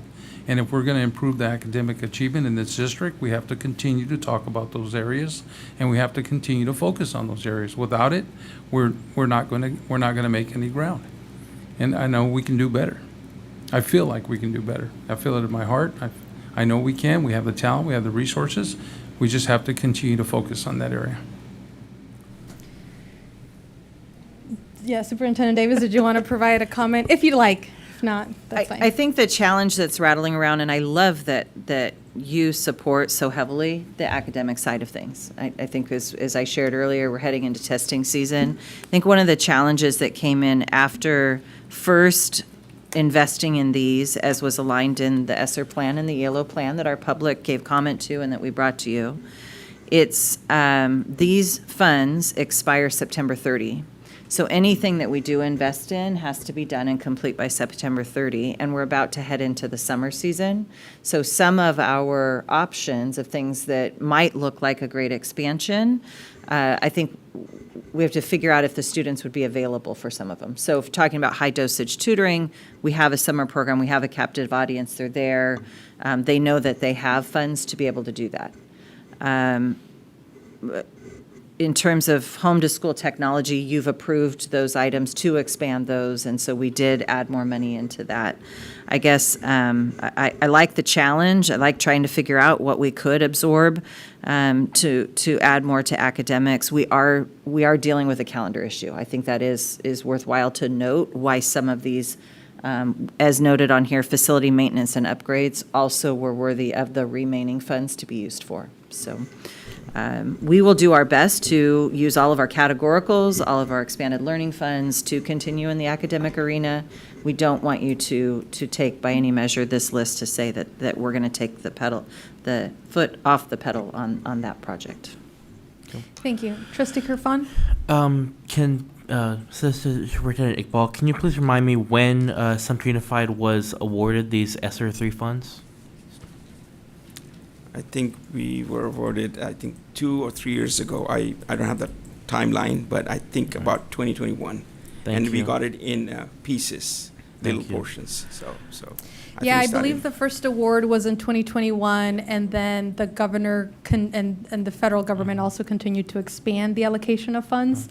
So over the last 3 years, the proportion has increased. And can you please speak to how we have awarded funds to our ventilation, air conditioning, and HVAC systems, particularly in making our schools safer for the spread of airborne disease, if we have? I think what we've been doing is if you see the HVAC units, they are old. And when they get old, they don't they don't work properly. Or in our cases, the air that goes through the classroom might not get cleaned properly. So when we change those units, then that means the classroom is receiving more fresh air. So that way, the classroom is much cleaner. So that's how we are kind of addressing safety and cleanliness. So when this item comes back to us, can the administration provide us with information as to exactly where we have spent funds to address that issue? Absolutely. From our allowable uses that addresses these? Sure. Thank you. I would also like, if you can speak on it tonight, if you can provide a report or to speak on how we have used funds or plan to use our remaining funds to address the unique needs of low-income children or students, children with disabilities, English learners, racial ethnic minorities, and students experiencing homelessness and foster care youth. As far as that allowable use, how have we spent funds, particularly for those students, and if not, how we plan to use those funds? Well, we can go back and look at how we've spent it. We can give you a report back that this is how, and moving forward, this is mostly facilities. So when you talk to school, the school has 70 or 80% unduplicated count. That way we are kind of addressing that too, that these are the students, this is how we are kind of spending the fund replacing the HVAC units. That's one way of looking at it when you're thinking of the facilities. But we can come back and or report back how we spend the money last year in educational for the unduplicate count students. Thank you. Again, addressing the unique needs of these students, just because some of the deferred maintenance projects on this list, while are for 24-25 are necessary, may not necessarily fall under the unique needs that I'm kind of asking about in this item. Thank you. Thank you. So Superintendent Davis has a response and some additional information to Trustee Kirfan's comments and questions, and then we'll take questions or comments from Trustee Cervantes. I'll add on to what Assistant Superintendent Iqbal said. The specifics for the populations, as you mentioned, are in the attached Esser plan. So we'll try to streamline that attached to the actual expense. So in each of those areas, our parents and during our town halls helped identify what is needed for those populations, as you described. That was what was written into the plan with an allocation given to that. So when I mention academic supports that were approved, those are the items that are outlined, so we can match the expenditures as we complete the final reports. Thank you. Well, I'll look forward to reading that. Trustee Cervantes? I have mixed emotions about sharing my thoughts in terms of being the best representative of my constituents possible. But I can't help but to feel like we've been bottlenecked. We've been asking for a list of additional services that we could choose from to offer and meet the Esser funds restrictions or paradigm of how we spend that money. I don't recall that we ever really got it, and now again we're here at a point where we have a timeline to make decisions, and again, these decisions are not going to change my decisions or the outcomes that I have and how I'm going to vote. But I just wish we would have been informed sooner, so we didn't feel like we were in a position where use it or lose it, and you know, rubber stamp it and status quo. I remember repeatedly board members and board member consensus asking for a list of Esser fund potential projects or potential funds that we could spend on academic achievement and recovery law. Yeah. And again, I don't mean to sound disrespectful. I don't. I'm trying to say this in the most humble way possible. But again, we have been elected by our constituents to represent our community and the students to the best of our ability. And I would be remiss if I didn't bring that to your attention. So, thank you for the opportunity to voice my opinion. Thank you, Trustee Cervantes. So I do want to make sure that we keep moving our agenda forward and on this item. So we have the Esser 3 Resource 3213 list of the pending expenditures that administration is proposing using the Esser funds. Are there any projects that we want to say, yes, these are the funds, and I know we have some items on the agenda that follow after this item, that we want to move down the list, remove completely? Do we want to provide direction to allocate X amount of money for additional support services and have administration come back or do what they can to make sure that the consensus of the board and the direction is accomplished? How do we want to proceed? I don't think we have time at this point.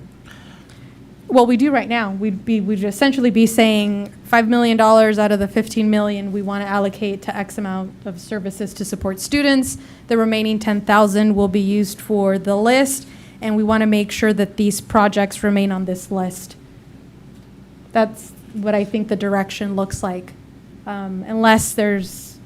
If there are any board members that are saying, look, the list that administration has recommended looks good to me, then let's hear those comments so we can move forward. Trustee Mailing? Yeah, thank you. The list doesn't look bad to me at all. I'm for it, but I do want to be a proponent of the Ag Barn at Central High School.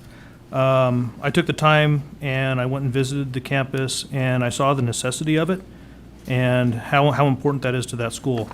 Not only did it seem like a classroom, but also like a lab for a lot of these students. And I think this is an opportunity for us to make a difference in a lot of students' education and participation in that FFA program. So I'd like to at least, push that through if we could. Thank you. Any other requests, Trustee Kurfan? So, I have some concerns on just how limited the information is. For example, on this list for school site furniture, $400,000. Which school sites are getting that furniture? So I think for purposes of efficiency, for this meeting and this item now, if that's an item that you would be requesting to remove off the list, some of these projects, what'll happen is we're going to have to make a decision as to the use of general funds. Right, and certain items like the Ag Barn have specific, agenda items that are detailed, but others all we may have are a few words and a dollar amount, and that I'm concerned on being able to make a decision, a $400,000 decision without that information. Do we have an answer to that question? We can get back the detailed information. You don't have it right now, so. Can Director Bath speak to the furniture question? Okay, Because you have it it, is on the okay. list for which schools, and that might help in the question. Sorry, so the furniture was actually board approved, might have been 2 meetings ago. Houghton Kearney was for all the classroom furniture, and 3 or 4 school sites for cafeteria tables. It was a total of just under 400,000, I believe. But it was previously board approved. Okay, so thank you. So the security cameras, I mentioned it was already approved, but not, I guess not that item. Can you speak to the one-time salary expenditures and how those fit within the use of ESSER funds? Well, one of the requirement is expense related to mental health staffing. And if you look at it, counselor, family outreach liaison, they're all kind of supporting that mental health related issue. So that's how we're going to address that salary. Okay, and how will we pay their salary next year when we don't have these ESSER funds? No, this is just one time we will pay, and this will kind of alleviate the pressure from the general fund. Okay. Trustee Mailing and then Trustee Solis. Thank you. This might be a question for Mr. Rodriguez. On the classroom carpet replacement, that's got a significant price tag. Is it possible to just remove the carpet and, say, polish the concrete, similar to what we did at Justin Garza? Is that an option? Would we save any money by doing that? This was also previously board approved, and their classrooms in, again, I don't have that information directly in front of me. There was multiple school sites that we did the carpet replacement at. We haven't seen polished concrete in classroom settings in the elementary level a lot. We usually see that at like a secondary level with like a hard flooring. I would have to like look into that a little bit more to try to, I think there's some pros and cons there to have polished concrete in a classroom setting. Just recently, I've just started getting a lot of feedback about like echoes, and so I think it could possibly disrupt also the classroom setting, but I'd have to look into it more specifically about that. All right, thank you. So is there any other expenditures on here that have already been board approved that they're happening no matter what, and they shouldn't be on this? They should be identified as approved? So if you look at this, It's on the orange is board approved, the blue is ongoing project, and green has been completed, and the white ones are pending. Orange, board approved, blue is kind of ongoing right now, and green has been completed. Okay, so aside from the HVAC and, all right, I understand. Thank you. Trustee Solis. So when we're looking at this document right here that's on the board, multiple items have already either A, already been done. Is your mic on? Multiple items have either A, already been completed, or B, already approved by the board, correct? Yes. Okay, so I don't know. I tend to look at that document right there. Apparently other people are too. So if we were to change anything on that, a lot of the items that are being brought up are items that have already been approved by the board. Yes. So basically, we're going to have, well, because of time, the only thing I can say, I'd like to make a motion to approve that list so we can move on with the agenda, because a lot of those items have already been approved. We have a motion to approve the ESSER 3 Resource 3213 pending expenditure list. Is there a second? A second. Thank you. I have a second by Trustee Mailing. Is there any further discussion? President Singh, was there anything you wanted to add or any questions? Not at this time. Any other questions, comments? Okay, roll call vote, please. Trustee Carrillo. Yes. Trustee Cervantes. Yes. Trustee Kerfan. Aye. Trustee Mailing. Yes. Trustee Sellers. Yes. Trustee Solis. Yes. President Singh. No. Motion carries 6-1 with President Singh voting no.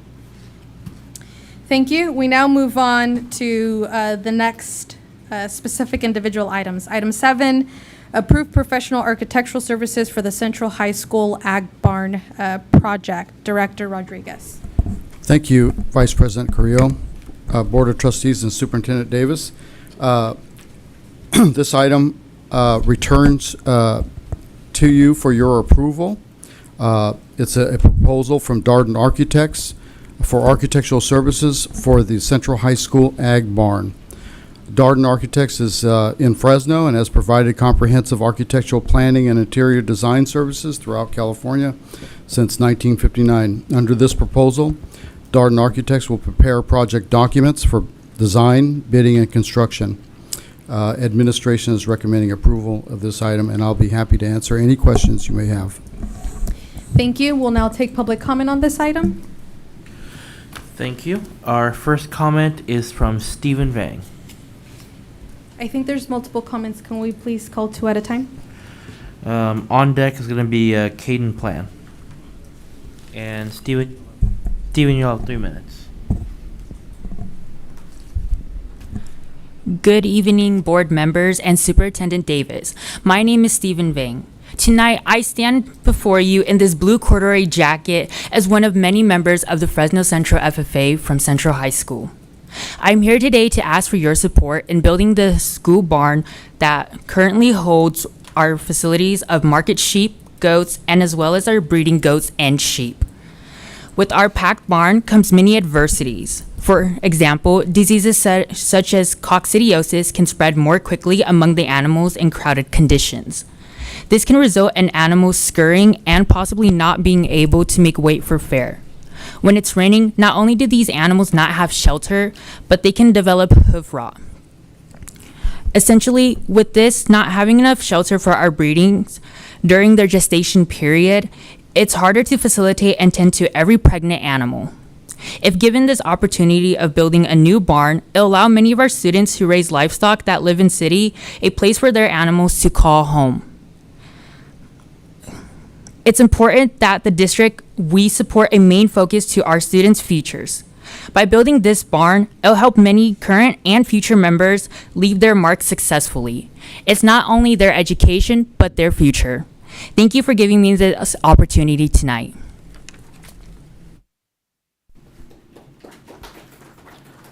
Thank you. Up next is Caden, and then on deck will be Whitney Matthews. Tonight, we have come to you asking to approve our new market lamb and market goat barn.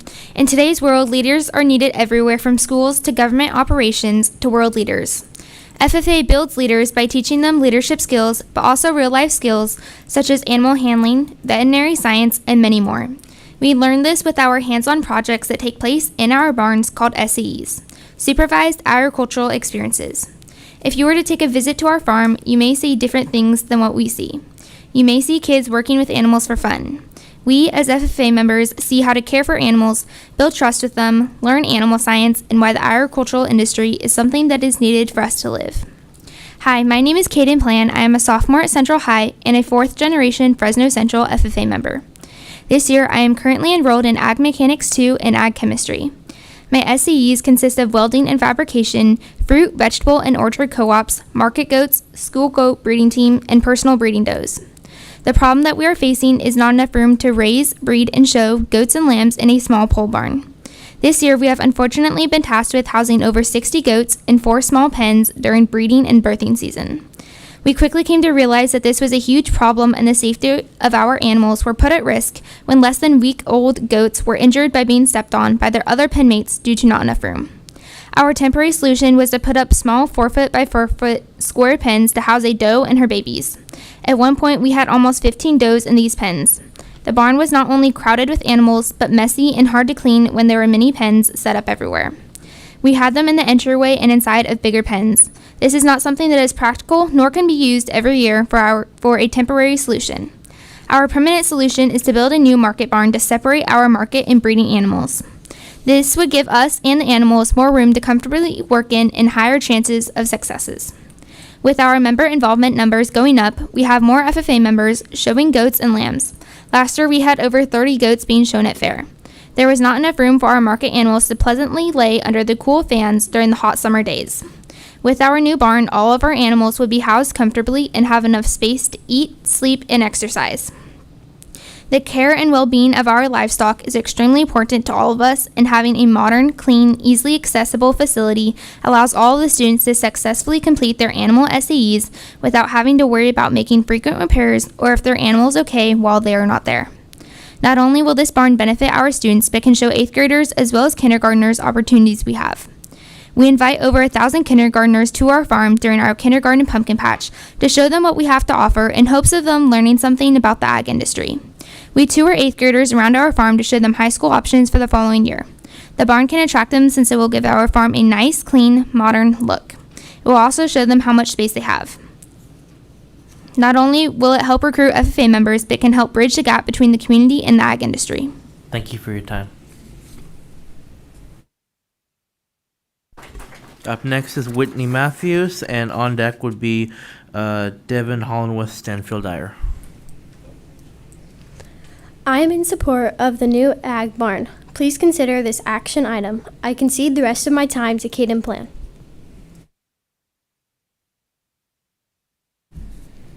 Not only will it help recruit FFA members, but can help bridge the gap between the community and the ag industry. The barn will help us bridge the gap by showing the community the misconceptions of animal abuse, such as physically abusing our animals and depriving them of food and water. With these reasons, we sincerely hope that you realize that this barn is not only a want, but a need, and can benefit both our students, chapter, and our community as a whole. Thank you for your time.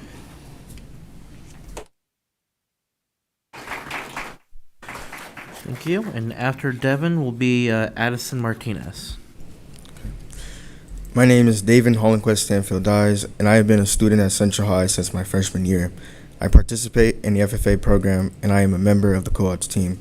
Looking at me, you may not expect that. Statistics might state a chance of graduating high school are lower than my peers of different racial backgrounds. However, the agricultural program and teachers at Central High have made that I'm graduating this year with a GPA of 3.8. I implore you to invest in the future of agricultural students of Central Unified by building the barn that is so desperately needed. In order for Central High School to be a competitive force, we must have facilities to do so.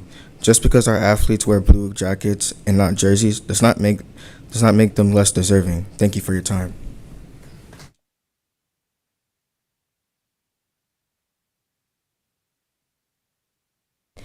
Good evening, board members and Superintendent Davis. My name is Addison Martinez, and I am here today on behalf of Central High School and Fresno Central FFA. As many of you may know, our high school is the oldest in our district, and the Central High School legacy needs to live on, and that begins with modernization. However, today I'm here to talk about the building of a new barn for our school farm. Currently, we have one barn that facilitates both breeding sheep and goats, as well as market sheep and goats. As a sheep showman myself, I know how crowded and unsafe our barn gets during fair season. So having the opportunity to open up our barn and have one just for market animals allows for a more humane and successful work environment as we develop as agriculturists. I believe that if we have a proper way to care for these animals, and we will be successful and make a bigger impact as a whole in agriculture, as it is the backbone of the world. FFA is what makes Central High School special, and if we keep building up, we will keep our legacy alive for generations. Thank you for your time.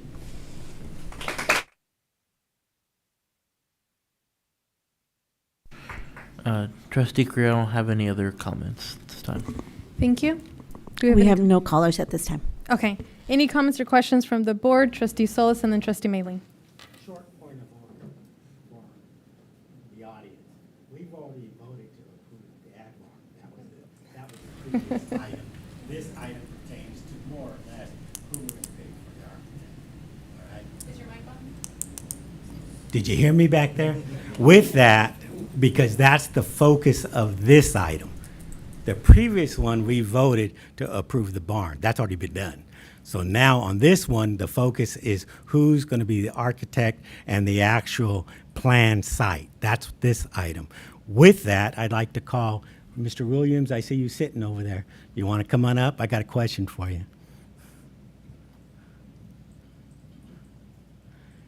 I heard you back there saying thanks.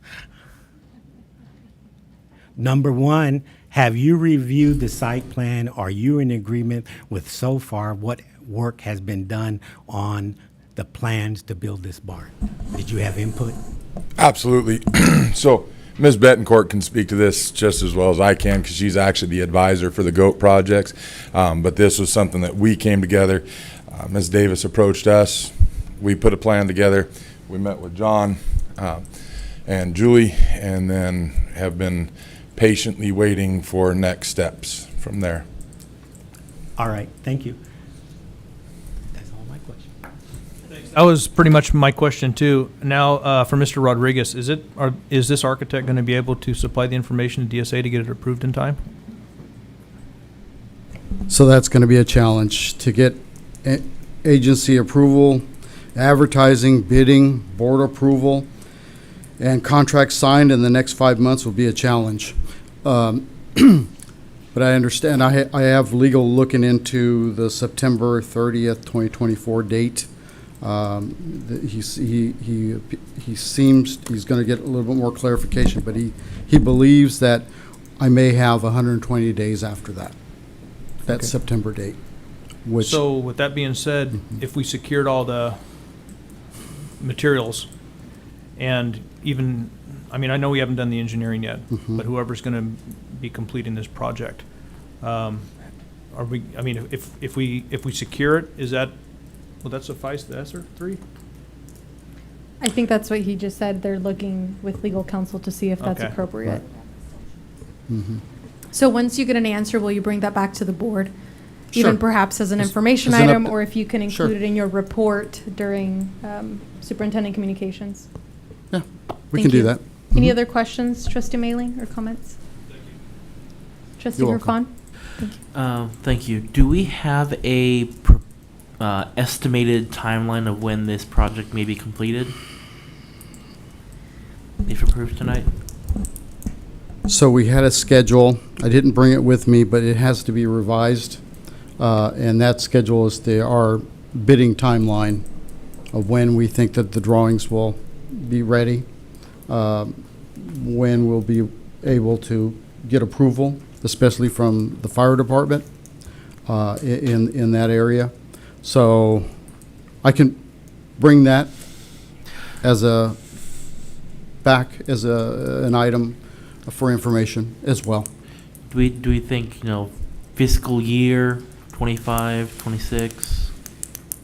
I'll have to go back.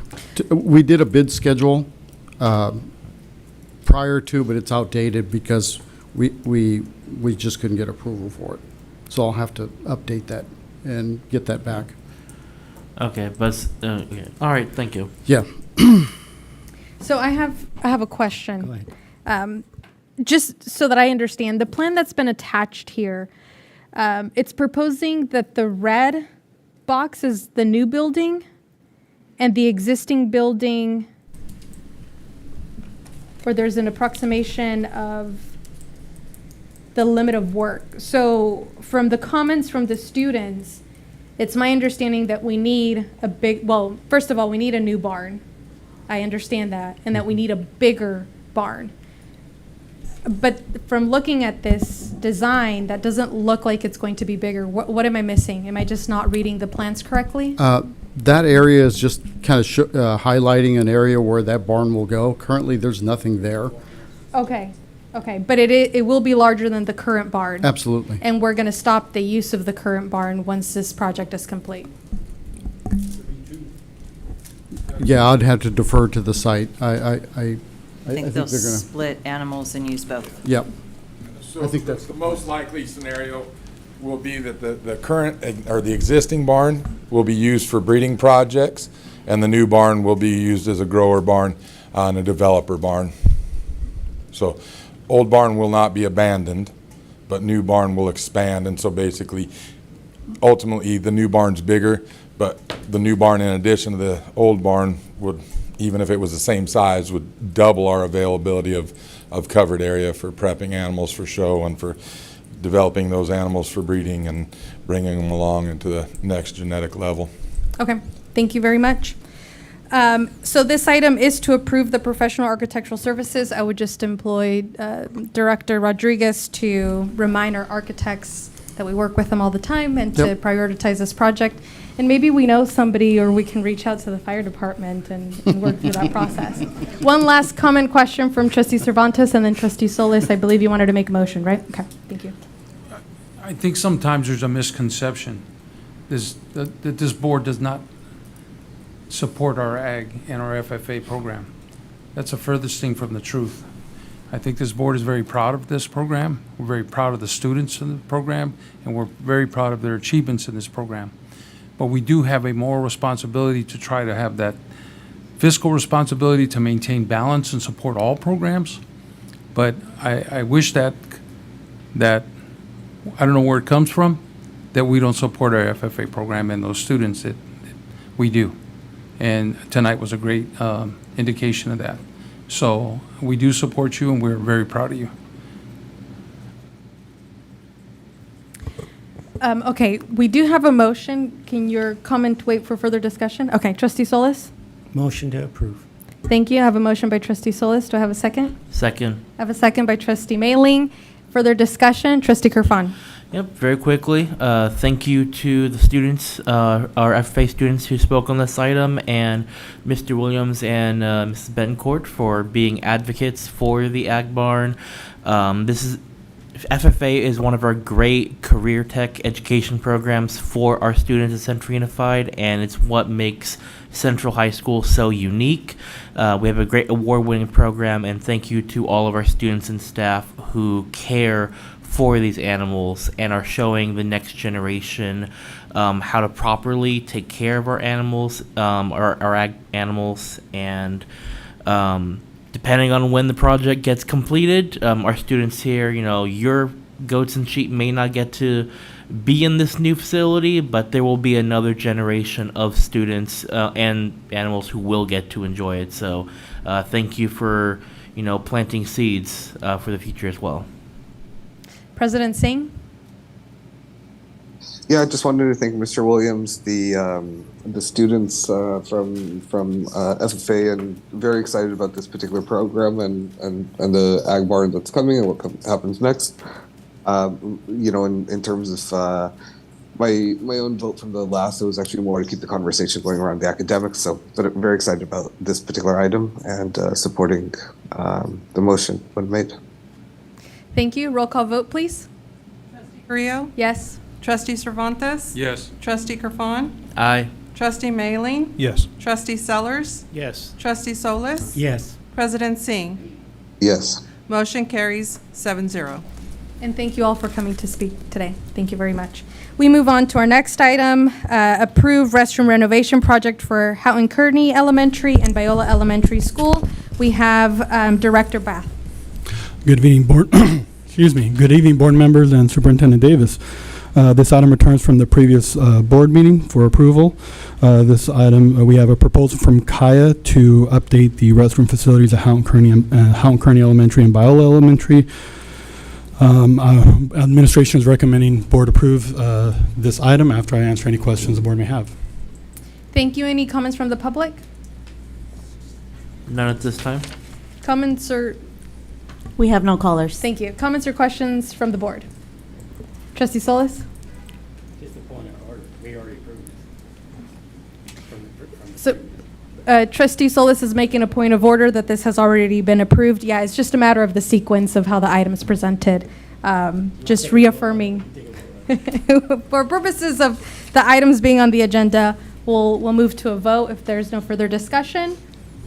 Trustee Solis, I take that as a motion to approve? Yes. And I'll second that.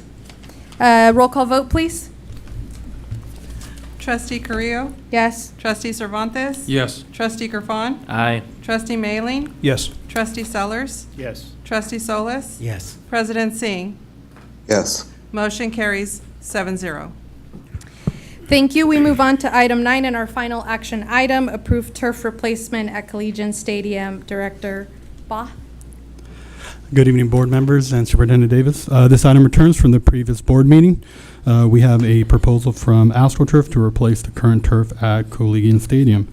Administration is recommending this board approve the turf replacement at Collegian Stadium after I answer any questions the board may have.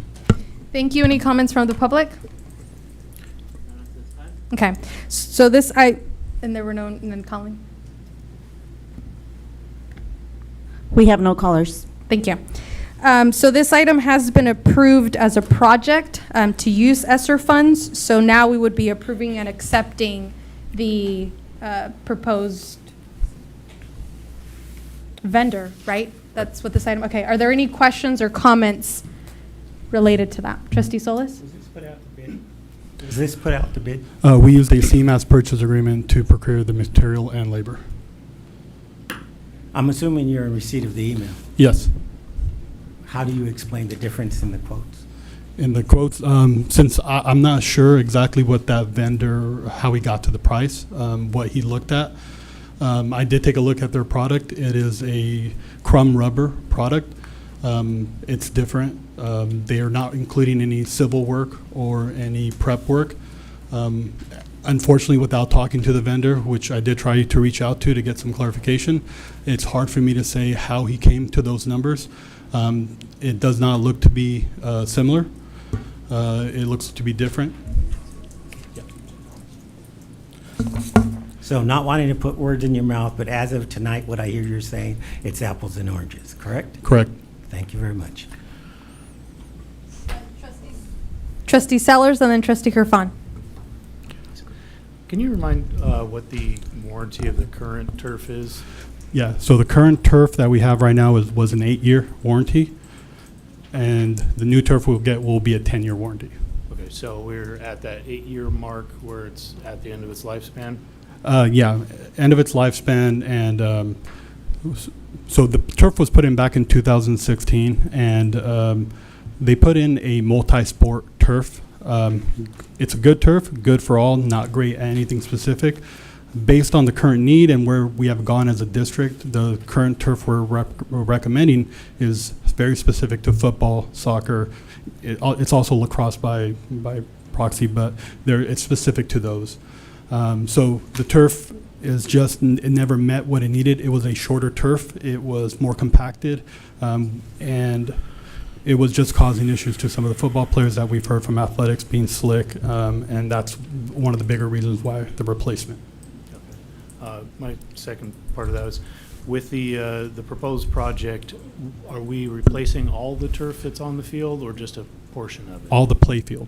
Okay. So there are 2 portions that are outside the play field that are separated by concrete behind the end zones, behind the goalposts, where we usually put extra bleachers. We won't be replacing that, just not really a high need to do. Okay, so it's not a part of the field, it's a separate area? Yeah. Okay. Thank you. Thank you. So we're currently operating with AstroTurf under an 8-year warranty. That's what you've agreed to? Yes. But the proposed warranty is for how many years? 10 years. 10 years with the new turf. 10 years with the new turf. Because when I clicked on the attachment for under synthetic turf inclusions, it says AstroTurf standard 8-year warranty. So where can I find that we're signing on to a 10-year warranty? I have that documentation. I apologize if it's not on there. Sorry, that it is. I see where it says 8-year. I have an email for 10-year warranty. Oh, yeah. Part of the reason also is on the additional quote that we did, the email we got. If you look, there's an attachment where it says additions. On there, the reason that typically there's a 10-year warranty is because we're doing the M&O maintenance package also. We've been doing that with AstroTurf, and that's the reason why we get a 10-year warranty. So even with our current turf, unfortunately, was started not at the beginning, but we've been doing a maintenance process where they come out twice a year. Because we will still continue to do that, we get a 10-year warranty. Are we required to go with the lowest bidder for this project? If we went out to bid, we would, but since we used a CMAS procurement process, no, we are able to, as long as they are approved on the CMAS, we are able to pick and choose. Okay. All right. My concerns are alleviated if we're getting a 10-year warranty with AstroTurf, since the other bidder we have that you said is apples to oranges is 10 years, but if our warranty ends up actually being 8 years that we're signing on right now, I do have concerns with that. Yeah, that's my mistake. I thought I just did not include that document. I will make sure it's included, and I should be able to include that in a Friday report to provide so you guys can see that. Okay. Thank you, Trustee Sellers. And then Trustee Cervantes. When do you expect to begin work on this project? It's going to be either the day after graduation, which is June 13th, I believe, or it'll be the Monday following, and completion by August 16th, which is the first game. Okay. So we met with athletics and then they went over the schedule to make sure it's still viable and doable. Everything points to yes, to be able to have everything done. Okay. Trustee Cervantes. Thank you, Board Chair. In regards to the email that we received, and I'll make a couple of comments. The first one is that was public information at our last board meeting, so it was real easy for whoever this other party is to get that quote. And I do bids all day long. Of course, if I had somebody else's bid, I would come under that bid. But what concerns me most is the fact that I mentioned at the last meeting, why didn't this come out at 1.1, almost $1.1 million? Why didn't it go to a bid?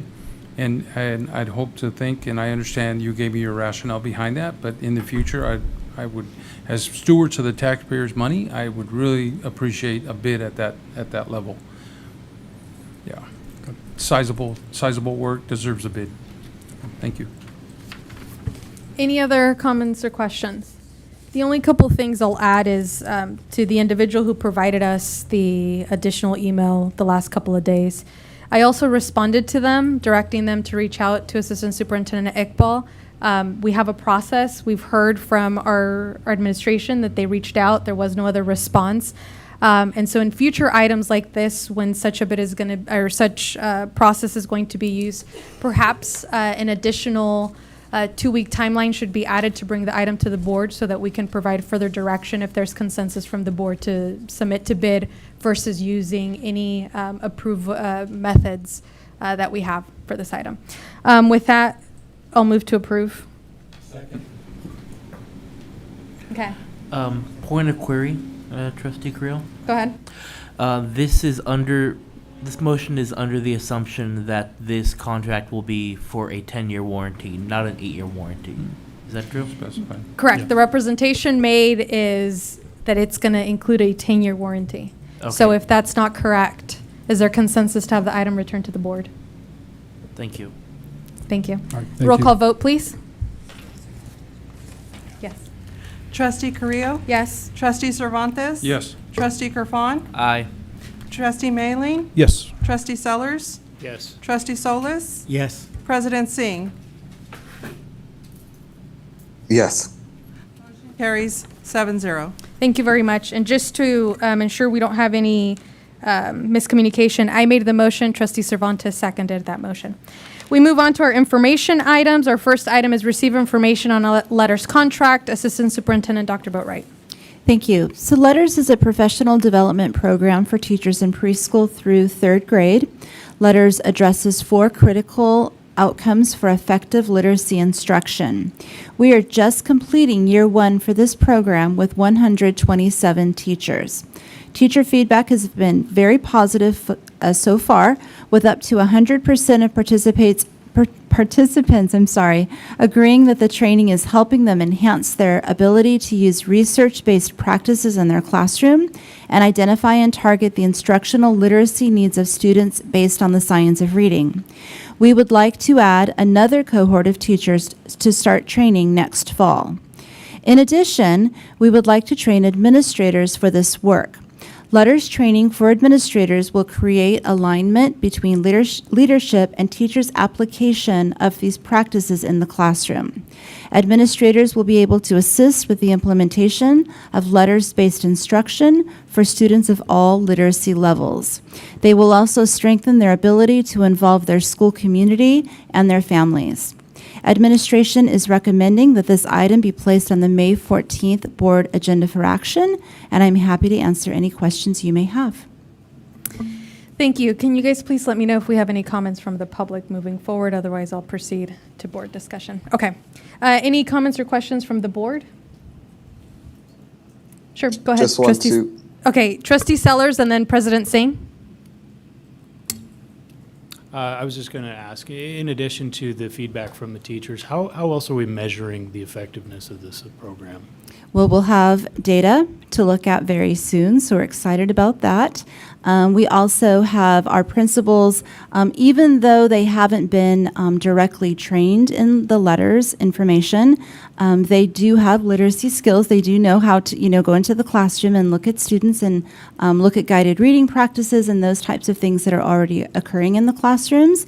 And so they're looking for that information when they go in and drop in the classrooms and provide feedback. President Singh?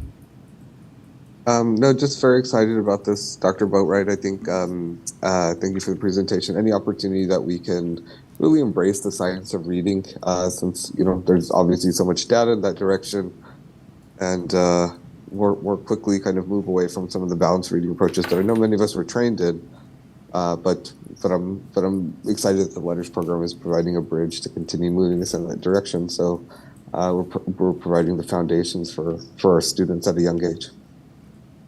Thank you. Any objection to having this return under consent? Hearing none, it'll return under consent. Thank you very much. We move on to item 2, receive information on college and career access pathway agreement and addendum. We have Area Administrator Risberg. Did I say that correctly? Yeah, Kristen Risberg. Good evening, Vice President Carrillo, Superintendent Davis, and trustees. I'm excited to bring forward the College and Career Access Partnership, the CCAP agreement between the State Center Community College District, Fresno City College, and Central Unified, which allows high school students to enroll in college courses for dual enrollment credit. Some key points include students will be able to earn college credits for the courses they take while simultaneously earning high school credit. The courses will comply with the student selection standards, curriculum guidelines, recommendations, and procedures promoted by legislature and college. Overall, the CCAP agreement is a beneficial opportunity for Central Unified School District to get a head start, the students to get a head start on their college education and earn credit while still in high school. This is a renewal of our current and existing partnership to offer dual enrollment opportunities, including the general transfer pathway, and to all the students of Central Unified. Administration is recommending that this item be placed on the May 14th board agenda for action. I'm happy to answer any questions. Thank you very much. Any comments or questions from the board? Okay, we'll have this item return as action because I will need to abstain to ensure that there is no appearance of conflict. Okay, thank you so very much. Okay, we move on to item 3, receive information regarding resolution number 2324-41, approving grant agreement for Cal-Shape Plumbing Program. Director Both. Good evening, board members and Superintendent Davis. Once again, the item before you this evening is regarding a grant the district applied for the Cal-Shape Plumbing Grant on April 3rd, 2024, and we have been notified of the grant. The grant will provide funds to replace plumbing fixtures at Central High School. The grant award is for $316,735.98. The plumbing fixtures in question are 18 faucets, 48 toilets, and 7 urinals in and at Central High School. Administration is recommending this item be placed on the May 14th board agenda for action after I answer any questions the board may have. Thank you. Any comments or questions from the board? Trustee Solis? Your mic, please. I'm assuming you're going to do your best to get the timelines together. If you're going to put in a toilet, you may have to do some tile work as well. Yeah, if we have to do any of that, we're going to be doing all that. This is, we have a 2-year time window from the award of grant and when we turn it in, so yes. Bathrooms in question are extremely old, so they're going to, if you're going to do that, you might as well do the tile work as well. 100%. All right, thank you. Do we have a timeline as to when we anticipate this project will begin? I know there's a 2-year timeline to use the funds. Yeah. I'm hoping for starting over the summer with the time off or with the break, obviously. It just depends. We also are going to be doing the rest of our plumbing grant also at that time that we previously approved. Now it's been about a year. Since this is the fourth round of CalShape grants that we've been approving.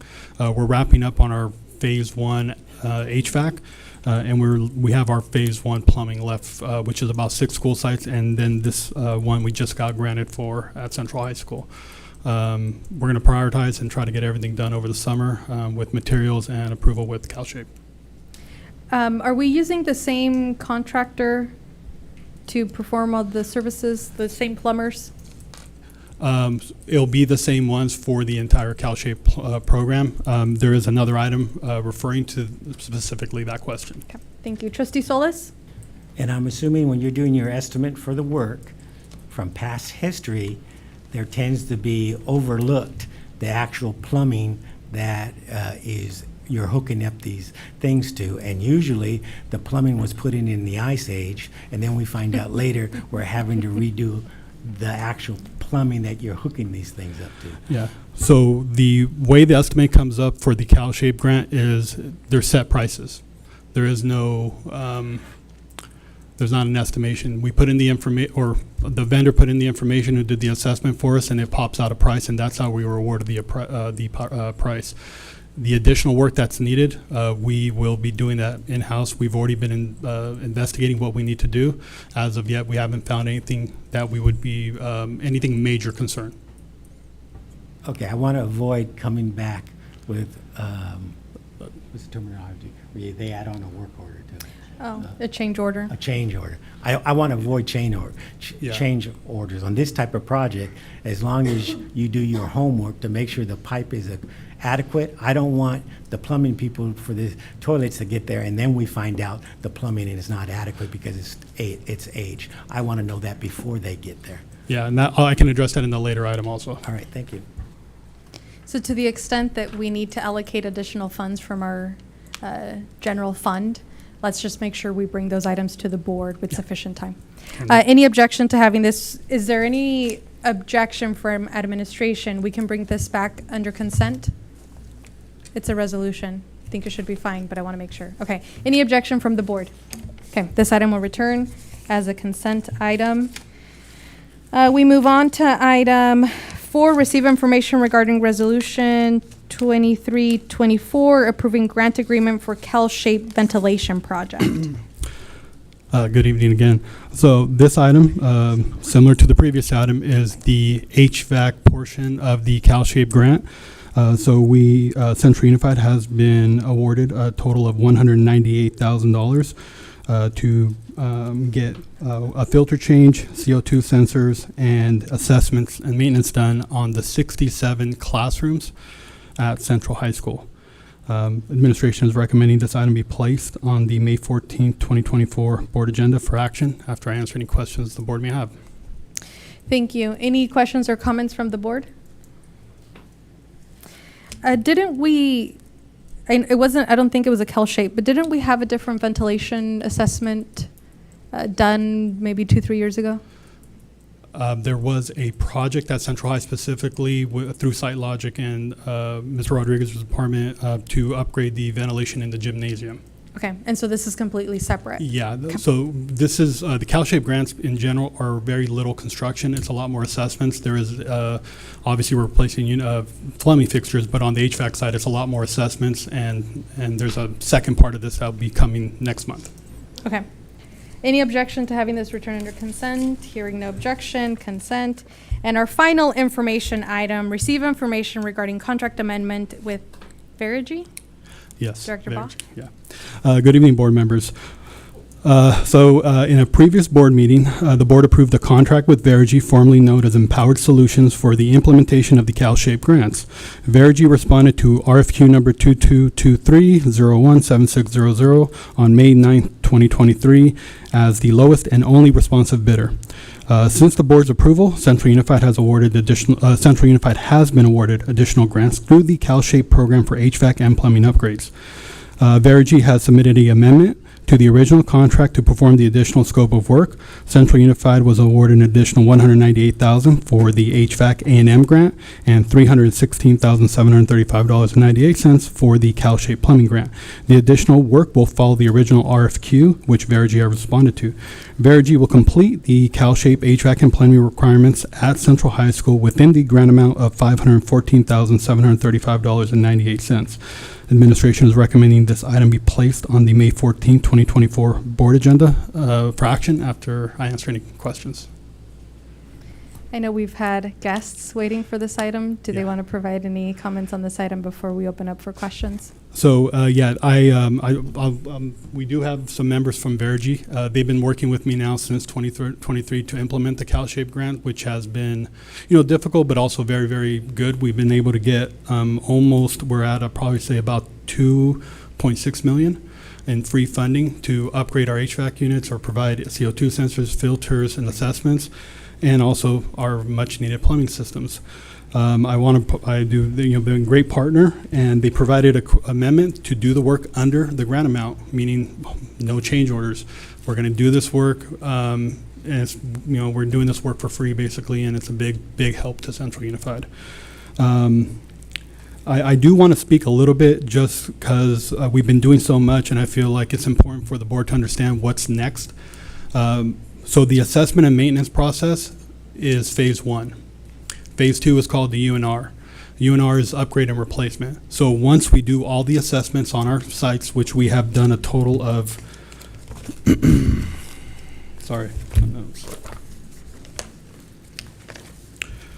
22 sites on the HVAC side already. Those 22 sites will be able to do replacements based on the assessments. We will submit all of our units to the CalShape CEC. They will approve us. And once we get that approval, I'll be bringing that back to board, and we'll be able to replace some units through that grant process also. So the whole CalShape process has just been upgrades and free money and free funding to upgrade our HVAC units at Central. I just want to really highlight that. Well, thank you, and thank you to our partners for being here and waiting the 2.5 hours for this item. Any comments or questions from our board? Yes, Trustee Mailing. Thank you. That's great news. Would Roosevelt, their HVAC system, work underneath this grant as well? It would save us like $2 million in Esser funds. So without it being approved yet, I won't be able to say, but since it is a chiller unit, that's something that once we get approval, if I need to shift, I can shift.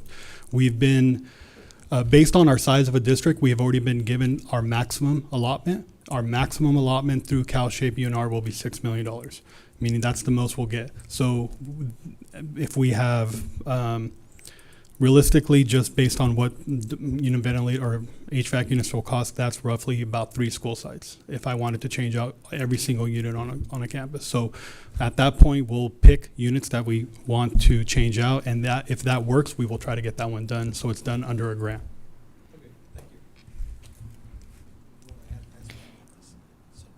Any other comments or questions from the board?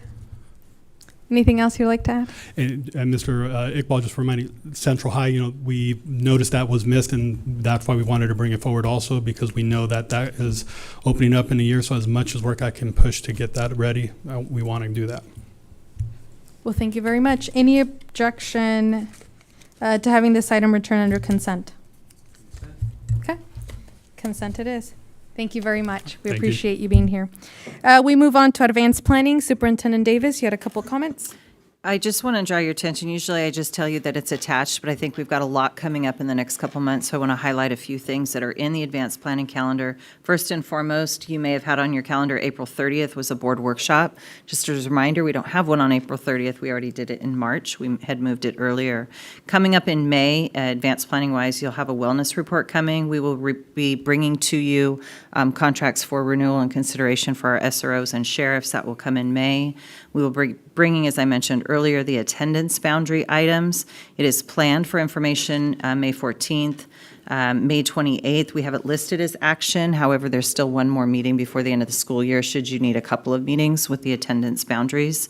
We also will be returning the field closure. If you recall, last year, we had identified a certain amount of fields that were closed for maintenance, and so relief of those will be brought forward in May, late May. We've got panorama parent survey data that's going to be coming, and then the LCAP along with the budget. So quite a few big items, and just to get those out there in front, some of those things that are coming. I didn't list them all, but I had 2 minutes.